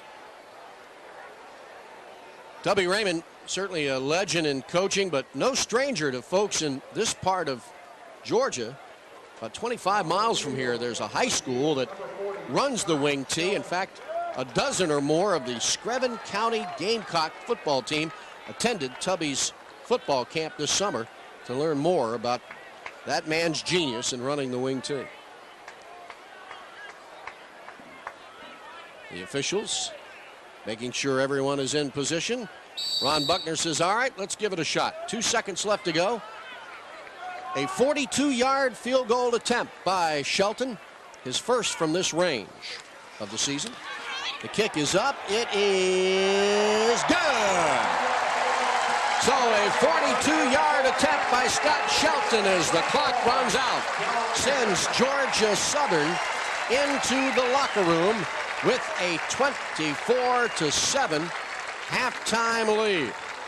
And the Eagles had given a little momentum back to the Blue Hens, but then the field goal by Shelton, 42-yarder, 43-yarder, makes it now a 24-7 Georgia Southern lead. And Coach Tubby Raymond and his staff going to be going into the locker room and try to come up with some sort of a plan here now to get that wing T offense clicking. We know Tubby is quite an artist, and we'll see what sort of a offensive artist he can be as he comes up to figure out what's going on. And it's going to be very easy. He's going to, I'm sure, go into the locker room and tell his team that they've got to stop turning the ball over. And if, in fact, Georgia Southern is forced into another turnover, the Blue Hens are going to have to try to capitalize, which is something they've been unable to do. Last year's game up at Delaware Stadium, Georgia Southern turned the ball over 4 different times, and Delaware was unable to capitalize on those. Tubby Raymond is now down on the sideline with Jeff Lloyd. Jeff? Thank you very much, Coach. Tough first half, 24-7, a big score for you that last time you got on the board. What are you going to talk about at halftime? Well, we just have to stop making mistakes. I mean, we're playing a lot better than we did a week ago. Postwaite is throwing the ball well. Elliott has caught it well. We've made some good plays, but we still have made too many mistakes. And we're just in a growing process and hope that we can learn some from this half and come on out and play better next half. Well, good luck, and we'll wish you luck for the second half. Thank you. All right, we're going to throw it to a break. That's Tubby Raymond, the head coach of the Delaware Blue Hens. We'll be back with more right here on CSS. Back at Allen E. Paulson Stadium in Statesboro, where it is the Eagles of Georgia Southern leading 24-7. Let's take a quick look at some stats here at halftime. Jeff, interesting stats, certainly for Georgia Southern in first down department. Well, you look at the number part of the stats here, the rushing yards, 174, Georgia Southern dominating in that department. Turnovers, not as big a difference, but they've been costly. And one of the things Delaware has not done is taken advantage of the turnovers, the 2 turnovers that Georgia Southern has. And as far as Georgia Southern is concerned, they've really taken advantage of the turnovers committed by Delaware. Time of possession, see, Delaware's actually had the ball more than Georgia Southern, but that's a little deceiving. They've scored quicker. Yeah, under a minute and a half generally is the average time it takes for Georgia Southern to get in the end zone once they touch the football. So time of possession is really kind of a deceiving factor there. But a great crowd on tap here. Last week they had the 4th largest crowd in the stadium history, and Paul Johnson went into the locker room at halftime up 24-7, and I'm sure that he'd said, all right, guys, we just got to keep doing what we're doing. And knowing Paul, I'm sure there were a number of things he pointed out that he wants them to do better. Well, he wants them to fill the lanes a little bit better and rush the quarterback. And also they want to improve on the special teams. They've had some problems with that a little bit, even in this ball game, even despite the fact that they lead by a score of 24-7. So even though they have a lead, they have I'm sure he had things that he wanted to talk to them in halftime that he wanted to improve and tighten up as far as this ball game is concerned. Delaware will get the ball to start the second half. And Shelton with the kickoff, and it'll go 5-6 yards deep into the end zone. There'll be no return. So it will be 1st and 10 from the 20-yard line for Delaware. Joining us up in the booth is the original bald eagle, the man that got everything started here at Georgia Southern, and that is Coach Herc Russell. Coach, nice to have you upstairs. Thank you, Ted. It's a pleasure to be here. And I noticed you sitting out there on the porch, on the veranda, kind of taking things in earlier. Well, that's my regular seat up there. I'm all by myself, and don't tell anybody, but I smoke my cigar if I keep it hidden. Okay. And it's a different look at the game. It is a different look, and we like looking at football through your eyes. Delaware with the ball. Again, going to hand it off to the running back Jenkins, and he'll get up for about 4 yards or so. Coach, talk about that first national championship that Georgia Southern won. Well, that was 1985, and we beat Furman, what was it, 44-42? And there's the big catch, too, in the end zone. That's right, yeah, with 12 seconds left. We timed it that way. I was going to say, you planned it that way, Right. didn't you? Delaware with the ball. Second down. Faking the handoff, rolling right. Postal Weight wants to let it go. There's a flag on the play, and the pass will go incomplete. Coach, that was just the very beginning, just the tip of the iceberg for the Eagles is under your direction. And when you start things off like that, and it's a tough act to follow. Well, it is, but it sets a pace and a tradition for people to come. Right. And we had a few lean years, but Coach Johnson has picked up the pace, and he's quickened the pace. They're on a good roll now. Coach, talk about Tubby Raymond. Well, I saw Tubby before the game. I've known him for 100 years. I don't know how long he's been coaching, but close to 40, I think, at Delaware. And I asked him how he liked the temperature, and he said, oh, it's not bad. But I said at 1 o'clock, the gnats come out, and they all go to the visitor side. I don't think he thought that was too funny. No, I think it's amazing the way you've trained them to do that over the years, though. Delaware with the ball now, second and long yardage after the penalty. Postal Weight wanted to pass, but he's going to have to tuck it and run as Robert LeBlanc, Frenchie, the nose tackle, knocks him down. Coach, I remember when you first came here, one of the things that you wanted to point out, and you talked about just a few moments ago about the tradition that has been built here. You made a point that on this campus, you wanted to see Georgia Southern hats, Georgia Southern T-shirts. You didn't want to see University of Georgia or anybody else on this campus, did you? Well, that's true, and we had an awful lot of foreign stickers on our campus, foreign hats and T-shirts, and we've got it going now. People like Georgia Southern stuff. Yeah, out of the shotgun, the handoff, Jenkins going up the moment, and he gets about 3 yards on the run, but Delaware's offense is not going in the right direction. It'll make it 4th and 21 yards. So the defense wearing the blue shirts really making Delaware's offense work hard as they've been pushed backwards and now forced to punt out of their own end zone. Yeah, a football game is a lot like a boxing match. You try to win the first minute of the round, the last minute of the round, and a lot of times how you play in the first 10 minutes of the football game in both halves determines how well you're going to play the rest of the game. Another bad snap. Chris Steiner on the punt. It'll be Georgia Southern's football as it hits on the 45, takes a Delaware roll all the way down to the 42, and that's where Georgia Southern will put it in play. 1st and 10 from the 42. Coach Russell, don't go away. Stand by. We'll be back with more football, 1AA style. Delaware against Georgia Southern after this.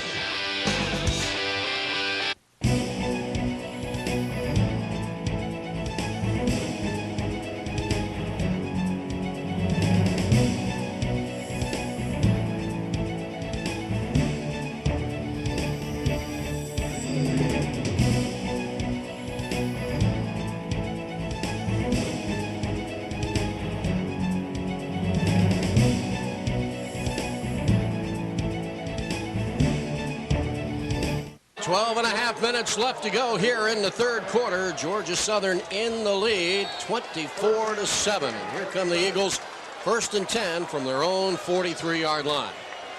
Man split wide to each side. Man in motion to the far side. Straight ahead handoff to Peterson, and there's no room, so he pops back out and tries to go on the outside and gets across the 45 to about the 46-yard line. That's what makes him such a great running back, because you see that there's nothing there. He sees it. He recognizes it. He's able to divert his effort and go to the other way. You're going to see that there's nothing here. As a handoff is supposed to go straight up the middle. He bounces off a tackle. Nothing there. Let's take a different route. He turns what would have been a loss into about a 5-yard gain. Directed Myers and how to block on that for him, too. 2nd down. The pitch. Peterson comes to the near sideline, sheds one tackler, and gets wrapped up and knocked down at the 49. The ball popped out, but the ground caused that fumble. Going back to the well that they got most of their water with the first half, is that's the running back Peterson. That's their bread and butter, and they're going to continue to work that. Coach Russell, talk a little bit about the quality of 1AA football, and particularly these two teams here today. Well, I think we're seeing two of the best. I'm not sure that this is Delaware's year as in the past, but they're pretty good. The biggest difference I see out here so far is the difference in speed. Georgia Southern's got it. Delaware is not as fast. Up to the line, 3rd down. The straight ahead handoff to Peterson, and flags fly as he's not quite to the 1st down marker. Coach, a little bit about Adrian Peterson. I mean, you had some great quarterbacks and running backs in your days here at Georgia Southern, but your impressions of Adrian? I think he might have the best feet and the best balance. And what makes him complete, he's got great vision. And you put all those things together, he's got good speed and good power, too. I think we're going to see that young man on Sunday. Coach, what is it about this Georgia Southern offense that a young man must possess to be successful in it? Well, you got to have speed. That's number one. And the thing I think is to our advantage with this offense is that it's a great equalizer. Guys like Adrian Peterson, some great runs there. You talked about his balance and his feet there in the national championship game against Montana. Great balance down the sideline for Adrian. And, of course, I think everybody remembers that Youngstown State run. We might get a sneak peek at that a little bit later. That was a great one. It was. Adrian Peterson needs just 5 more yards now to extend his 100-yard rushing streak to 33 games. Quite a feat for any college player. That would be an all-time record if he gets it. They pitch it coming to this side. Getting outside and getting the 1st down. Georgia Southern on the run. And you know, Ted, as far as that streak is concerned, it's even longer than that if you count playoff games. That's just regular season games we're talking about. And they had to go back and kind of refigure that, too. But here you see the run and getting out and getting the 1st down and keeping the chains moving. Delaware is playing Georgia Southern pretty good, I think. You haven't seen that big 2 or 3 gash yet. T.J. Anderson on that last carry. Gonna fake to Peterson to keep the pitch, a flag on the play, and outside goes Anderson again. Coach, I don't want to give anybody an edge when they play Georgia Southern, but what's the best way to play that offense? What's a good defense that gives that offense trouble? You know, if I knew, I'd tell the world. But, recognition is most important, and it's awfully hard to get someone on your team, the scout team, to impersonate Georgia Southern's offense. It's awfully hard to get ready for. You have to play discipline, dive, quarterback, pitch, defense, and sometimes that's pretty hard to do, especially nowadays when people are throwing it so much and they're just hauling off up front and rushing. And when that happens against this offense, you can really get some big gashes in there. On the other side of the ledger, Georgia Southern, I'm sure, had a little trouble in trying to prepare for that wing T. They did that, and it's always a problem. I remember we played James Madison with the wing T out here in the mid-'80s somewhere, and there were no punts. The only game I've been around or associated with where there were no punts. We prevailed maybe 42-35 or something like that. Coach, one of the things that we'd like to know is why you don't see the Division I schools run these type of offense. It doesn't seem that you see that much. You're right. And even though some of them have done it, they've gotten away from it. I'll answer that question later. 1st and long for the Eagles. A big rush being put on Revere, and they'll pass it out on the sidelines.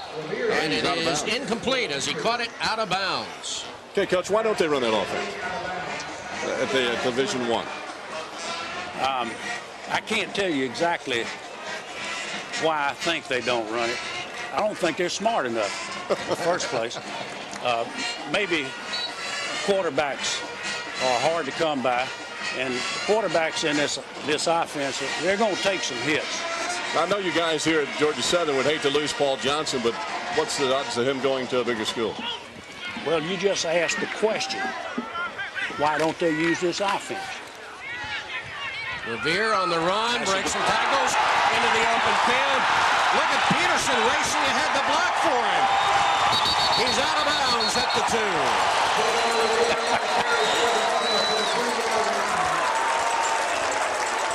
What happens when you key on one individual, that usually means that somebody is left alone. And in this particular case, it is Revere, and he is able to make a huge run here. And you talked about Peterson. He had to be real careful that he didn't pick up a clip there. As you can see him kind of back off here in just a moment. Good run here by Revere. Cuts left, and again, he's got that great acceleration. And Coach Russell mentioned it earlier. I think that he just got better speed on the part of this Georgia Southern club. First and goal to go for the Eagles. From the 3, straight ahead dive, and did he get in? Again, Georgia Southern indicating touchdown. But Ron Buckner and his crew have yet to give a signal, and it's not a touchdown. It's just down inside the 1. You remember a while ago, an official from the outside came in and ruled a touchdown. That's pretty unusual, but I think they ought to do more of that.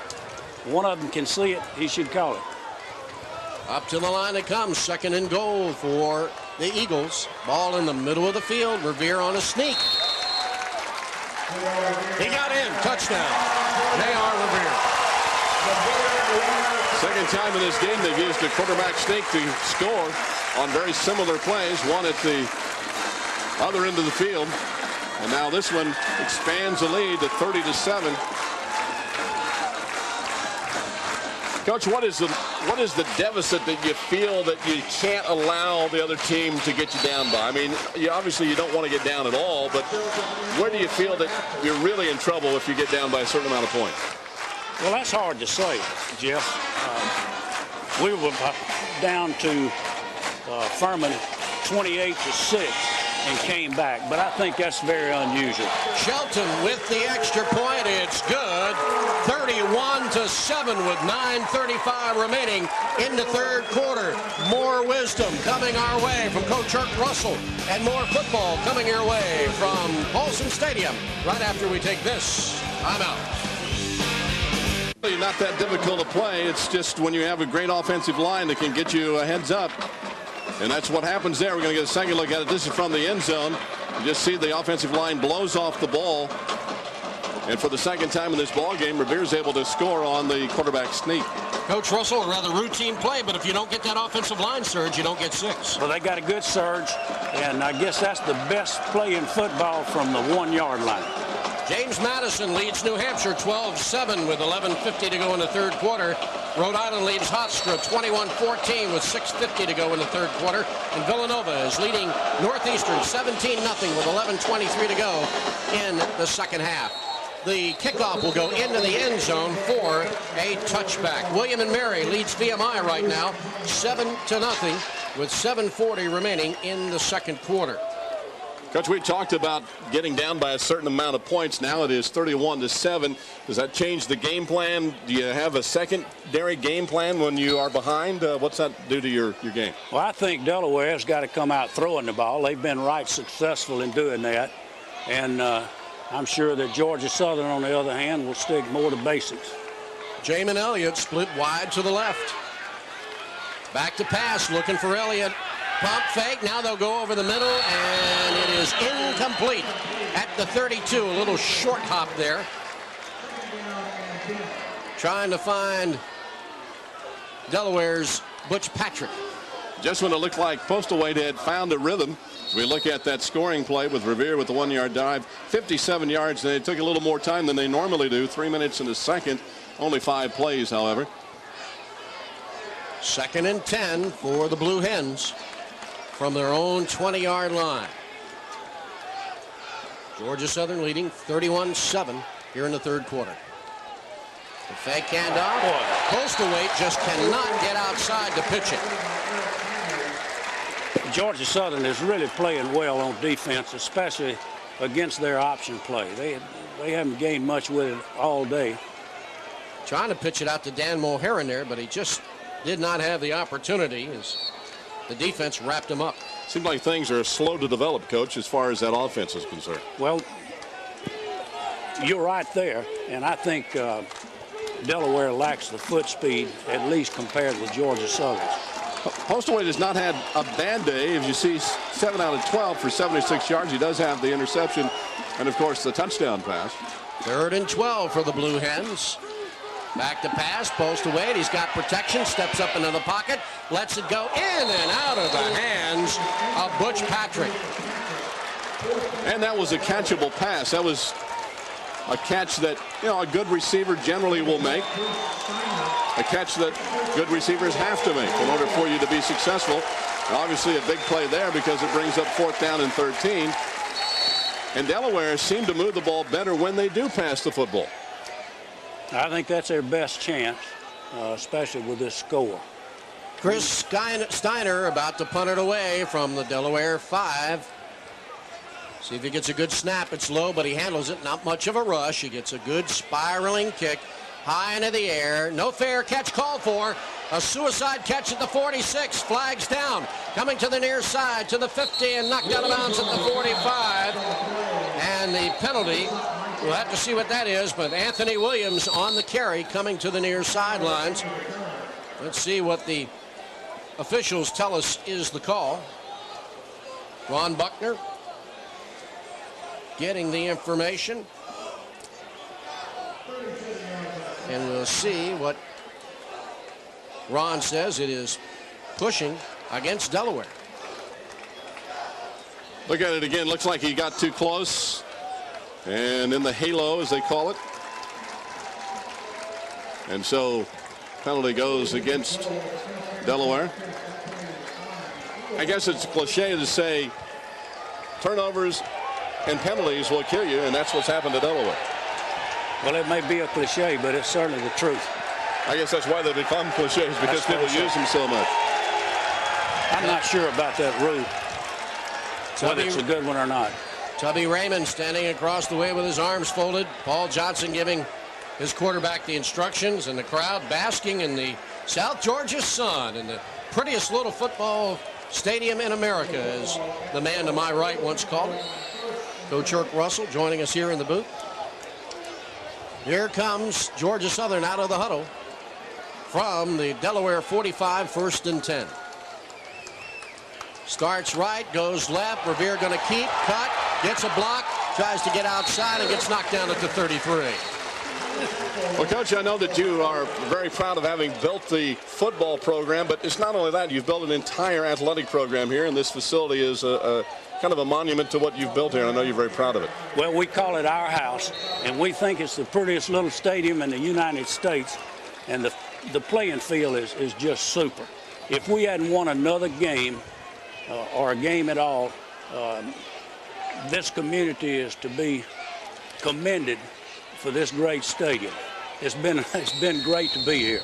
Handoff up the middle for no gain. Coach, I know your favorite spot is in the Lupton building balcony there, and we're going to let you get back and get a little more sun. Hope that wind doesn't mess your hair up, but thanks very much for joining us here today. Thanks for having me, Ted. All right, Coach Irk Russell, the legendary bald eagle, who is with us here today. Right now, 31-7, Georgia Southern in the lead. 2nd down and 10 to go. That's not a bad smelling cigar he's got. Fake the handoff to Peterson. The keeper by Revere as he gets to about the 26.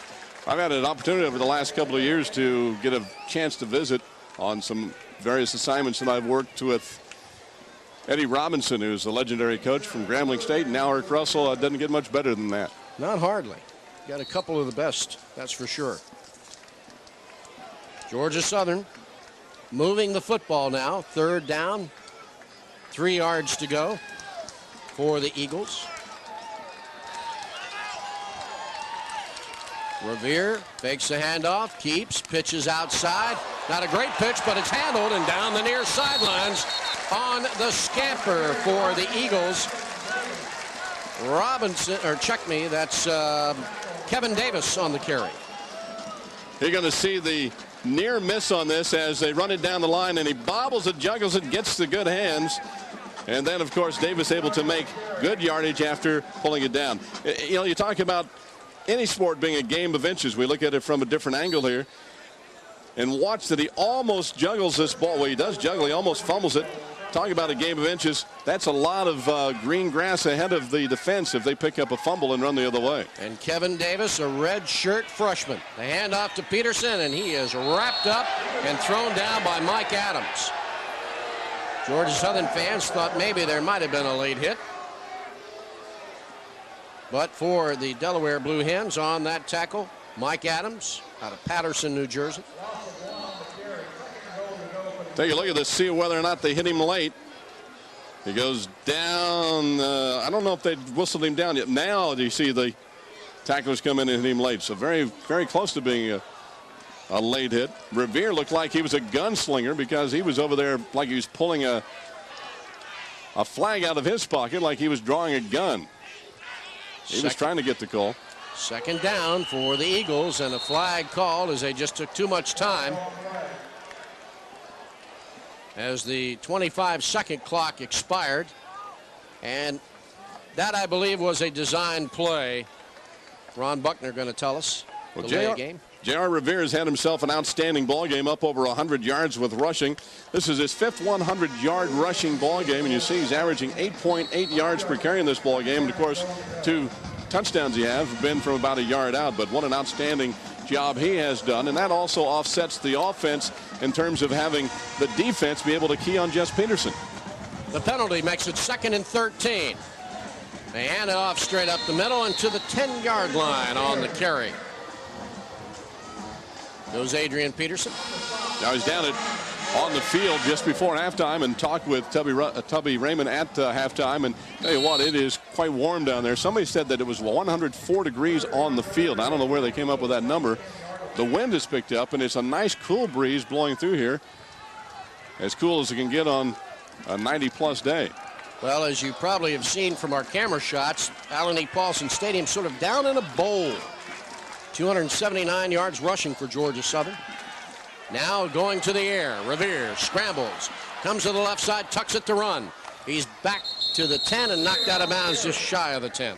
You know, that's a good play. A lot of times you see a play like that and you think, well, the play failed, and as it turned out, it didn't result in what they wanted to. But Revere makes a good play because he realizes and recognizes there's nothing there. So rather than throw the ball into the defense and cause a turnover, he takes what he can get and settles for that, and he'll come back to live another play. That would be called a good loss. 28-yard field goal being attempted now by Scott Shelton. He was good on his first attempt today. There, it's up. It is no good. Hit the upright. Hit that upright and kicked off. So the failed field goal attempt is about the first scoring attempt by Georgia Southern that has been missed today. Be sure to tune in 3 weeks from today for our next Georgia Southern game here on CSS. VMI hosts the Eagles at 12:30 p.m. Eastern on Saturday, September 29th. Follow the Georgia Southern Eagles in its quest for a 3rd consecutive 1AA national championship. And it's all right here on CSS, your source for sports in the Southeast. That game up at VMI. Nice, pretty facility up there in Virginia. Ought to be nice this time of the year up there.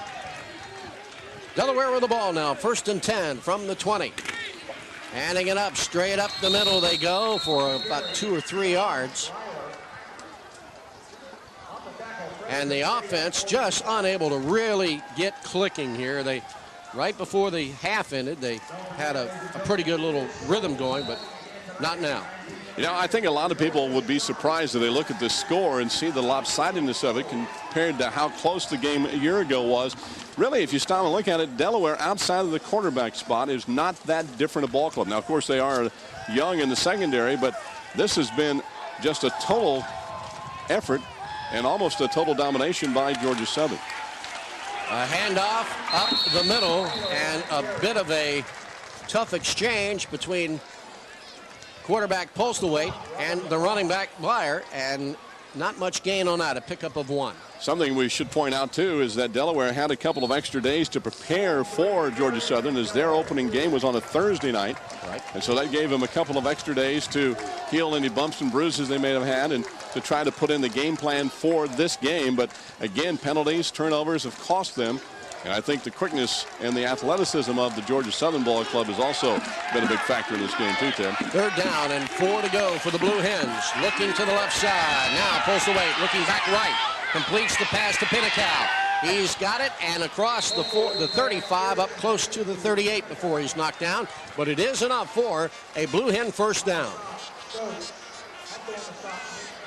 Well, Postaway has actually, I think, redeemed himself a little bit from the game last week and also from maybe earlier in the first quarter. He's not had a bad game in terms of passing the football. Things seem to be developing slower when they try to run the option or run that wing T, and when he's particularly doing the running himself.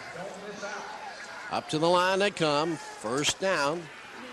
Going to hand it off again to Blyer, and again a little bit of a difficult on the mesh, but he gets up to the 39-yard line.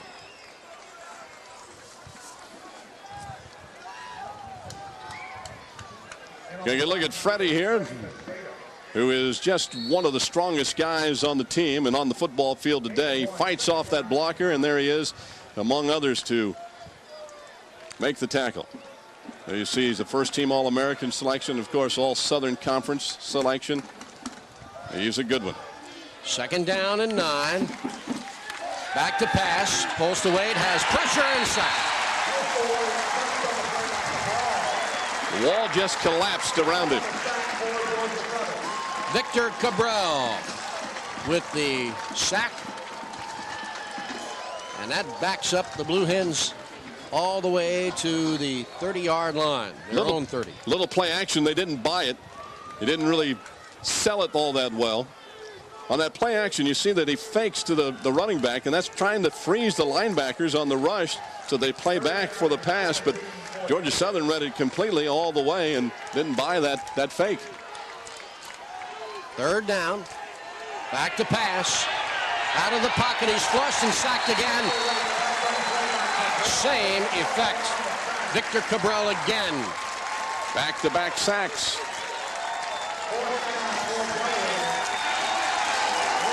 And the crowd on the home side giving their defense a big cheer. Cabral out of Naples, Florida. So again, a punting situation from the 15-yard line. A rush. Almost blocked it. He did get a piece of it. Did get a piece of it, and it takes a Georgia Southern bounce as it hits on the Delaware 45, bounced back to the 40, and is down at the 44. Steiner goes down, but the thing that makes this legal is he got a piece of the football, and so that makes it a legal play. It looks like Walden, the man who comes. Nope, let's check that. David Young. David Young. He got a fingertip on the football. Nope. And then the contact is legal. If you touch the ball, you can actually hit the kicker. And that is something that Georgia Southern spends a lot of time on in practice, is blocking kicks. 31-7 our score with under a minute to go in the third quarter. Special teams play for the most part has been solid for Georgia Southern today. Good crowd on hand, 16,105 along with you watching this one. Long count. Handing it off to Peterson, and he fights his way ahead for about a tough 3 yards. That was a good job by Rivera, and you see he did exactly what a quarterback's supposed to do, and he quarterbacked there. Man started to go in motion. He put a hand up and said, no, don't go. And as it turns out, apparently it looked like it may have been a misread on a play, and they were able to run the play without a penalty running. 20-0, William Mary leads VMI at halftime. There's a handoff to Peterson, and he almost breaks the tackle as he gets up to the 27 before he's knocked down. In Atlantic 10 games with 2.5 minutes to go in the third quarter, New Hampshire just barely ahead of James Madison, 15-12. Rhode Island leads Hofstra 21-14 with 10 seconds left to go in the third quarter, and Villanova is shutting out Northwestern 24-0 with 2:17 to go in the second quarter. So the quarter comes to an end. We go to the fourth and final stanza here in Statesboro as the Eagles of Georgia Southern lead the Delaware Blue Hens 31-7. Jeff Lloyd along with Ted Byrne back here at Paulson Stadium in Statesboro, and we'll have more college football for you tomorrow on CSS. Join us when we bring you the Alabama A&M and Grambling State game and the Ole Miss at Auburn game at 3:30. That's right here on CSS, your source for sports in the Southeast. Well, so far Delaware has had the ball more than Georgia Southern, 24.5 minutes to 20.5 minutes. But Georgia Southern in possession right now. With the ball, Revere pitches at the last minute to Peterson, and he gets knocked out of bounds at the 25. Well, we talked about running to the short side of the field, and that's what they did that time, and it really hemmed in Peterson. There wasn't much room for him to work. And you can probably hear in our crowd mic that the wind is really kicking up here. You're going to see the good defensive play here by Delaware to seal it off. Very nice play coming over there. It was Hagenbrook. So it's 2nd down and 7 to go for Georgia Southern. There's the snap, the fake. Keeping it is Revere. He's close to the 1st down. We're 14 minutes and 45 seconds away from Delaware dropping to 0-2, and they haven't done that since the 1988 season. But, you know, it doesn't spell doom for them either, because the last time they finished 0-2, they finished up going to the playoffs. So we see the ball handling of Revere, taking care of the football. It's so key. When you get down inside the red zone, you want to make sure you do not give up cheap fumbles. Of course, there's nothing cheap when you get hit like that. Next week, Delaware will be at home for a 7 o'clock kickoff against Westchester. Georgia Southern will be on the road at Wofford, who was giving Clemson all they could handle earlier. The handout to Peterson. Starts inside, bounces outside. Gets a great block on the corner, but a flag is going to be thrown. He gets knocked out of bounds at the 5. And I think there will be a problem with the block that was out there on the corner that sprung Peterson outside. Yeah, that one's coming back. Just to elaborate on what we were talking about, the 0-2 start. Tommy Raymond started 0-2 way back in, I believe it was first year. He opened up. They were 0-4. That was actually his 2nd season back in 1967. So they're looking right now at a 3-game losing streak because they lost their last game of the season last year. Ron Buckner. Holding. Over here. 10-yard penalty. 2nd down. Holding against Georgia Southern. So a 10-yard penalty will back it up. Yeah, it's amazing. You look at 31-7 scoring. It feels like Georgia Southern has just been a dominant game, but coaches will always find some area in which you need to improve. And coaches, a lot of times, you know, we've talked about cliches. They always say that you make your greatest improvement from week 1 to week 2. I don't know if that's going to be the case in this situation, because, you know, Georgia Southern is just so good every time they're out on the field. 3rd down and 1 for the Eagles. Ball on the near side, hash mark at the 20. They're showing blitz. Revere going to have to scramble outside. Gets away from one tackler and gets across the 20. In between the 19 and 18, he had to get to the 18 for the 1st down. Mulhern was the man who was able to get him. He was slowed down by another pass rusher. And then Mulhern was able to make the tackle. We talked at halftime with Tubby Raymond. He said his ball club has improved since last week. The only difference is they have a much tougher opponent. So it will be 4th down. And Paul Johnson has a bit of Mississippi gambler in him, and he's going to go for it here. But it's easy to do that when you're up 31-7. Yeah, you're playing with the house's money. That's right. Snap, the fake to Peterson, the pitch out, coming around the corner, the cut back in, touchdown, Georgia Southern. On the carry for the Eagles, Kevin Davis, the freshman out of Folkestone, Georgia. So many weapons that Georgia Southern can throw at you. They're so deep, they're so talented, they're so athletic. This crowd is enjoying the lopsided score here. It's the first time that Delaware has ever played here in Statesboro. The other 2 games that they had played had been at Delaware. So the point after touchdown attempt is up, and it is good, as you can see. So with 13:08 left in the contest, Georgia Southern gets on the board again and makes it now a 38-7 ball game here at Allen E. Paulson Stadium.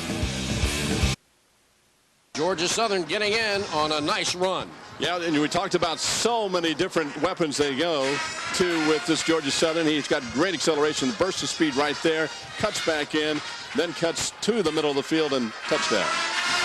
And they got a great block here. You're going to see this play. We talked about Darrell Edmonds earlier in the contest about how he was a key. He gets pancaked here by Clark, and that helps spring Davis for the touchdown. Charles Clark, the starting center for Georgia Southern, put the pancake out. All you needed was the syrup on that one. Shelton to kick it off with the wind behind him. Caught at the 10. Behind the wedge to the 20. Up to the 30. And knocked down there. That's what it'll be. 1st and 10 for the Delaware Blue Hens. On the run back is Brett Veach.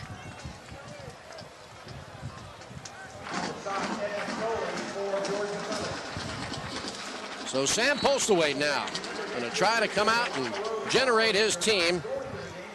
And with a 38-7 score, they want to finish with a little bit of pride here. Yeah, one of the things about this game now, and this happens for both sides, even though it's pretty well decided, you're not just coaching for this game, you're coaching for next week, you're coaching for down the season. Handoff coming across to Veach. In motion, gets outside, and is knocked out of bounds right about the first down marker at the 35-yard line. Veach is a nice runner, 5'9", 178, a senior out of Mount Carmel, Pennsylvania. He is very quick, has good acceleration, and he's going to have a good year. This is a team that is going to show better than they've shown today.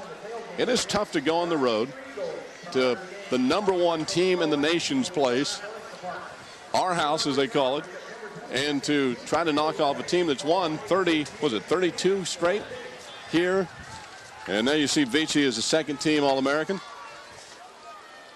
Again, they will hand off straight ahead, and this time, no gain on the carry. Veach's main claim to fame is as a kick returner. And they use him as a halfback. One of the things we also should point out is that they've been out without the services of Butter Pressey today. He is out with a hamstring injury. And they didn't think he was going to, well, they knew he wasn't going to start, and they thought they might be able to get him into the ball game. We haven't seen him as of yet. Out of the huddle that comes the Blue Hens. Got a man split wide to the left with a man in the slot left. Pressey was their leading ground gainer last week with 66 yards. Handing it off again to Veach. Veach cuts it upfield and gets to the 42-43 before a flag is thrown. As far as history goes, how have the Blue Hens fared against #1 teams? Well, in 1996, in first round of the playoffs, Marshall was ranked #1. Blue Hens lost that one 59-14. In 95, in the quarterfinals of the 1AA playoffs, they played McNeese State, who was ranked #1 then, lost 52-18. So that's how they have done against #1 ranked teams. None of them in the regular season, all of them in the playoffs. Now, they have played ranked teams. We talked about Veach. Here's a look at him at halfback. Good running speed, obviously, quickness. He's made his mark as a punt returner, a kickoff man. He's going to take a breather on the sideline at the moment. But look for him to have a big year for Delaware. The penalty against Delaware, and that will back him up. With 12-17 left to go in this one. Puts the ball now on the 27-yard line. Delaware deep in their own territory here. Late in the ball game, just try to run their offense and get some good reps in here. There's the cross. It ends up at the 30 on the carry. Little cross buck.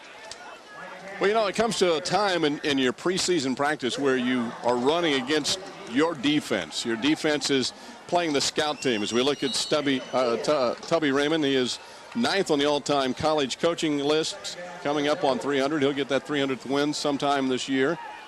It's pretty elite company. But when you look at the same offense and defense, when you're playing each other in the preseason, this is as good an opportunity for them to work on their offense against one of the top defenses in the country. Back to pass. Postlewaite looking, has lots of time, and has a coverage, almost a coverage sack there on him, but finally lets the ball go incomplete to Ben Cross. He was hit as he let go of the football.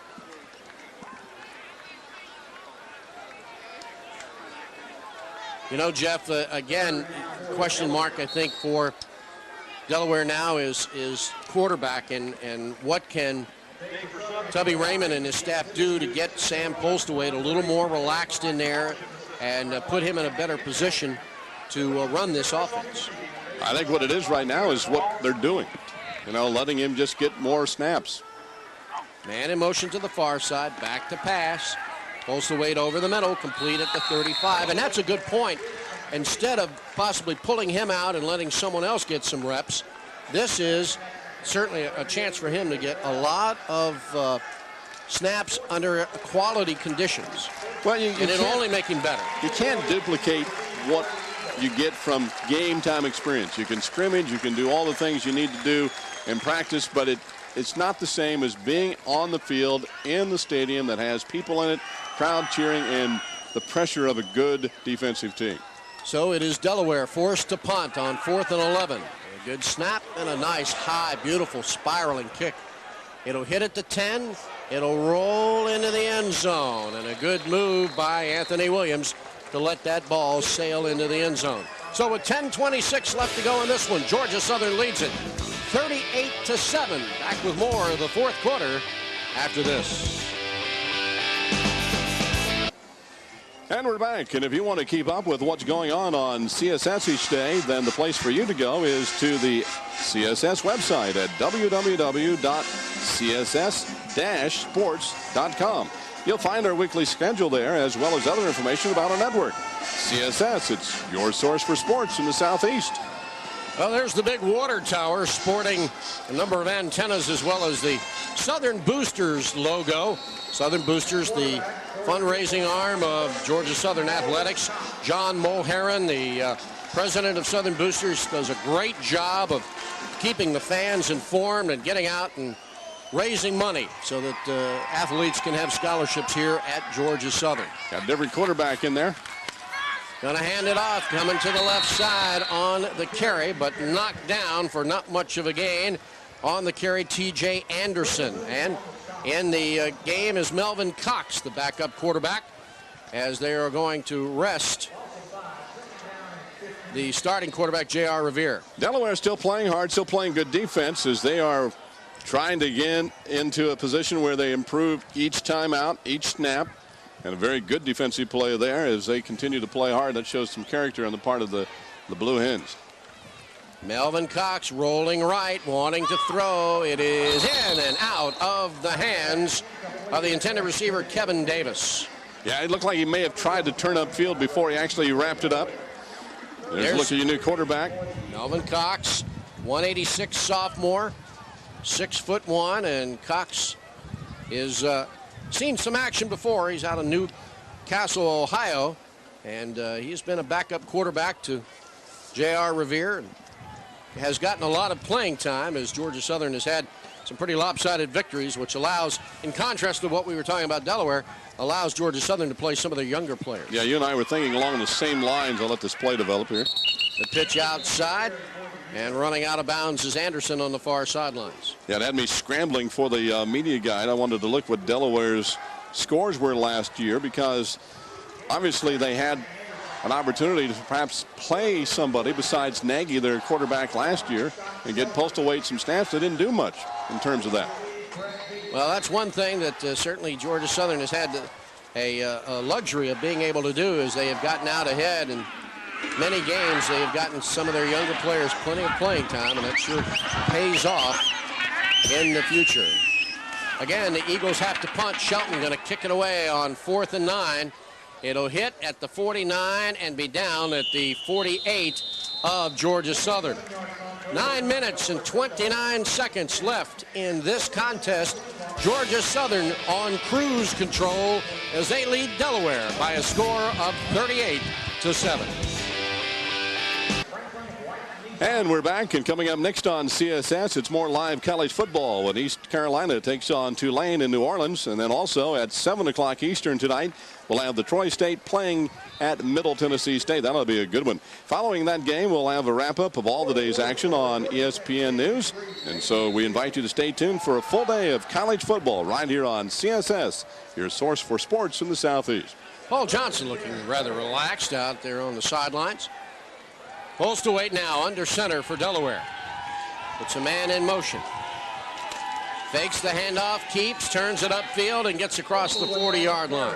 Now, we were talking about an opportunity to get your second or third string quarterback or players into the ball game, and we're looking at Delaware's schedule from last year, and they had lots of opportunities, so they had some lopsided scores. Holstowait just didn't get many snaps last year. He's trying to get the experience here, and you see a nice run there. He takes a pretty good hit at the finish of that, but they had an 84-0 game against Westchester. They beat Northeastern last year 42-0, 38-0 over the Citadel. Those are all games that you'd think you could get your secondary people in there. Holstowait on the handoff to Jenkins, and not much yardage gain there, but should have enough for the first down as he gets inside the 35. Some other scores for you.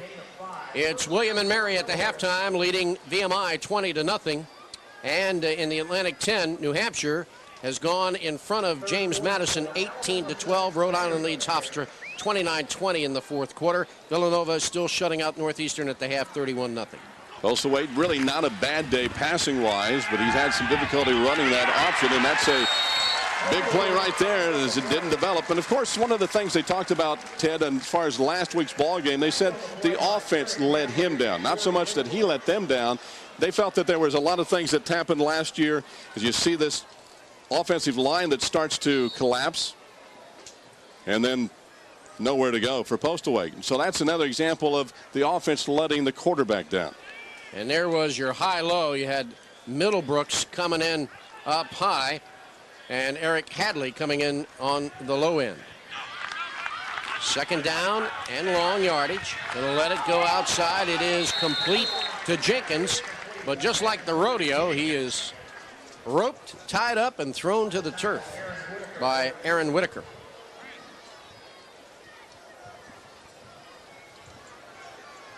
Tough day for Delaware, just fighting here, trying to develop some type of rhythm, something to build on for next week. You know, as you look at the clock with 7:22 left in this one, not much time. Eagles lead 38-7. You have to ask yourself, when was the last time that Delaware was held to a single digit? 1984 against Lehigh and Boston U, when they were held to single digits in consecutive weeks. Holstowait trying to break that stat, throws long and into the end zone over everybody's head.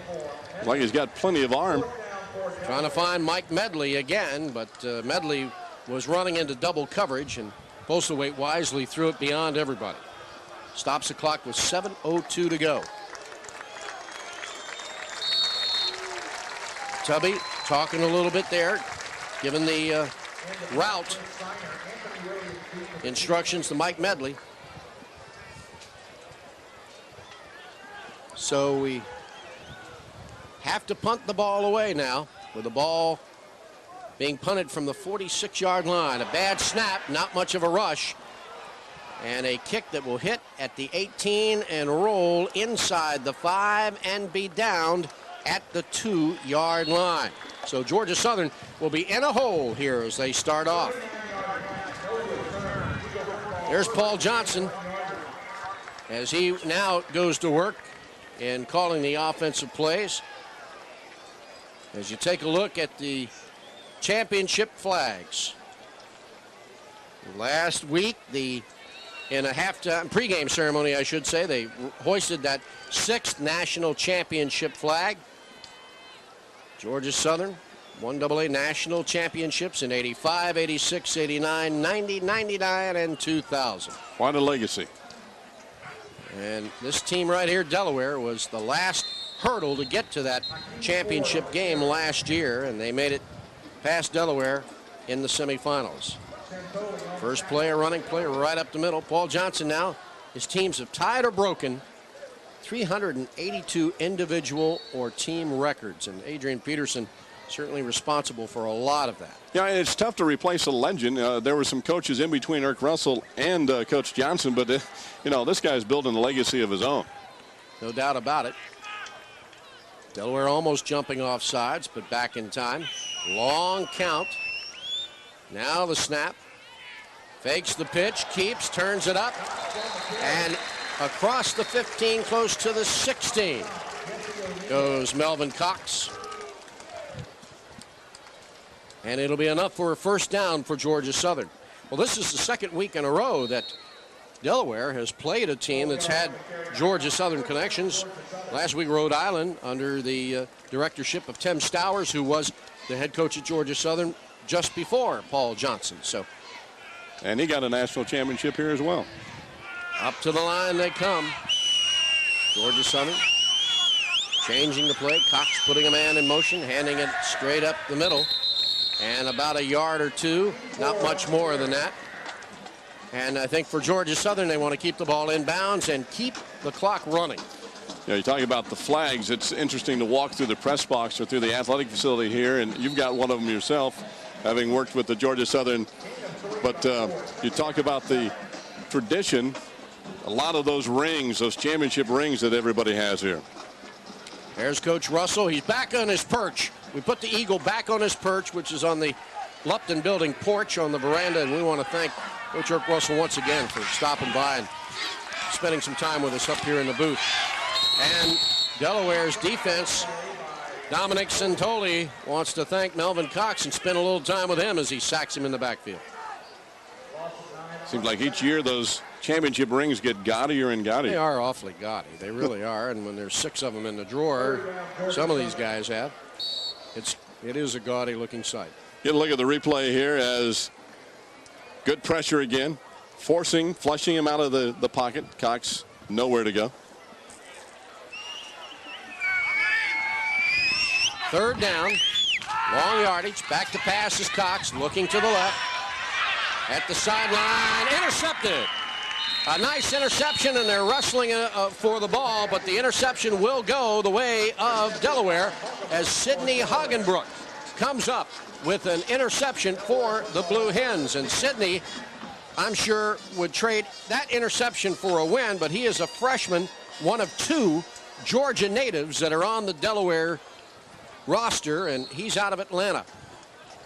Ball hung up in the air, lots of air under that. It actually looked like it was really intended for the defensive player. He gets in front, makes a nice move. The ball again was, in this case, was underthrown by the Georgia Southern quarterback. Sidney with the interception gives Delaware the ball. Postlethwaite wants to pass. He's not going to get a chance as a frequent visitor, Victor Gabriel, along with Matt Rio back in the backfield for the sack. That moves Delaware back. Puts the ball now on the Delaware 46-yard line. Delaware team, excuse me, Ted, is playing a lot of their first line people still late in the ball game. Jeff Dodge still in there, among others. They played the entire game on a very warm afternoon. Second down and 17 for the Blue Hens.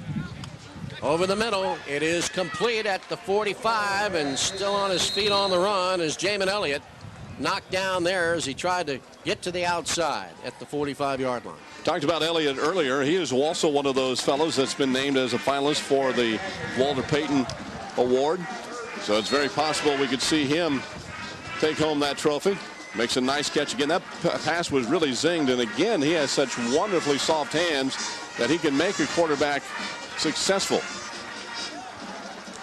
Under 3 minutes to go in the ball game. Georgia Southern leading 38-7. Back to pass. Postlethwaite looking, and the right-hander slings it incomplete at the 50-yard line in an attempt to try to hit that man right there, Jermaine Bennett. That pass was underthrown, but one of the things you're going to see about Postlethwaite, he is making progress. He checked off his first receiver. In this particular case, the intended receiver originally was not Jermaine Bennett. He was the second. He was the second player that was intended, and that's who he went to. And so Postal Wade is showing progress each and every time he goes out there. And that's one of the things you just cannot overcome, and that is experience. We've talked about it, and Tubby Raymond is trying to get him as much as he can in this ball game. And there's a nice pass there, but a little too tall. And that was Sean Blyer. They're the intended receiver. So Postal Wade had some balls last week that were underthrown. He's had some balls that were in the vicinity that could have been caught today if he had been a little truer, and that comes with just more experience. We want to say thank you to everyone who has helped us with this broadcast. The Sports Information Director at Delaware, Scott Selheimer. The Athletic Director, Edgar Johnson. All of Delaware from Georgia Southern, of course. We thank Tom McClellan, who has been a big help with his staff, and our thanks to Sam Baker, the athletic director here at Georgia Southern, who really have made us feel right at home here today. The handoff up the middle, and again, it's tough yardage, but Jason Wells manages to grind out a few. This is one of the great places to come as a member of the working press. Talk about Southern hospitality. They do it up right here at Georgia Southern. They have great people. Great to see Nate Hirsch, who does the radio on the Georgia Southern broadcast. I've known Nate for a long time. Good to get re-acquainted with him. And they got good barbecue. I understand that's a favorite of yours. 2:10 remaining in the ball game. 38-7, and a new quarterback for Georgia Southern. It is Chaz Williams, the freshman out of Florida, 5'9", 191 out of Apopka, Florida, on the handoff. Third quarterback of the day, and this is a good sign, I think, a good, smart planning on the part of Paul Johnson to get his young players an opportunity to get in there and get some game experience. You just can't replace that anywhere. So up to the line they come. Williams sets him down. Gets the snap, fakes the handoff, follows the blocking right up the middle. Last thing you want to do when you're a program that is contending for a national championship, a top 25, top 10 team, is have on-the-job training. And that's really what's happening here with the quarterbacking situation with Delaware. And now you're having some on-the-job training for Georgia Southern, but in a less dramatic role. Your team is up 38-7. You can afford to do that. Of course, Tubby Raymond knows a lot more about coaching than I do, and he's been at it for a long time. The fourth down play will go off of right guard, and they'll mark it down. I don't think he got enough for the first down, but let's see where they mark it down. It should be short, and that'll give Delaware the ball back if it is. And it is. Delaware's ball with 51 seconds to go. Quick scores in the Atlantic 10. James Madison leads New Hampshire in the fourth quarter 19-18 with 10 minutes left to go. It's Rhode Island leading Hofstra 28-26 with 1:36 to go in the game. Villanova leading Northwestern 31-0 with 14:49 to go in the third quarter. And William and Mary still leads VMI 20-0 at the half. Delaware with the football here in the closing seconds of this ball game. Long count. There's the snap. Going to hand it off and up the right side. On the run, not much gain. In at quarterback is Rob Violante, the junior out of Granite Springs, New York, getting a chance to finally run this club at quarterback here with under a minute to go. I think that Tubby Raymond will say that his quarterback had a so-so day. I don't think they were terribly happy with the total outcome, but I think that they will say he improved from last week, and they'll have something to build on. Violante takes the snap, pitches on the wing, coming to the outside and then getting stood up and knocked down at the 49, and that could be the last play of this ball game as the clock ticks away with 5, 4, 3, 2, 1. It's over. Again, you've got Paul Johnson walking out now to talk to Tubby Raymond, a legend and an up-and-comer. Two guys who battled head-to-head here today. Tubby trying to make his way over to talk to Paul. And Tubby now 0-2 on the season. Paul Johnson at 2-0. Little hand gesture and a smile there between the two. We'll come back after we take this timeout. Georgia Southern a winner, 38-7. Stadium, where the final scoreboard reads 38-7.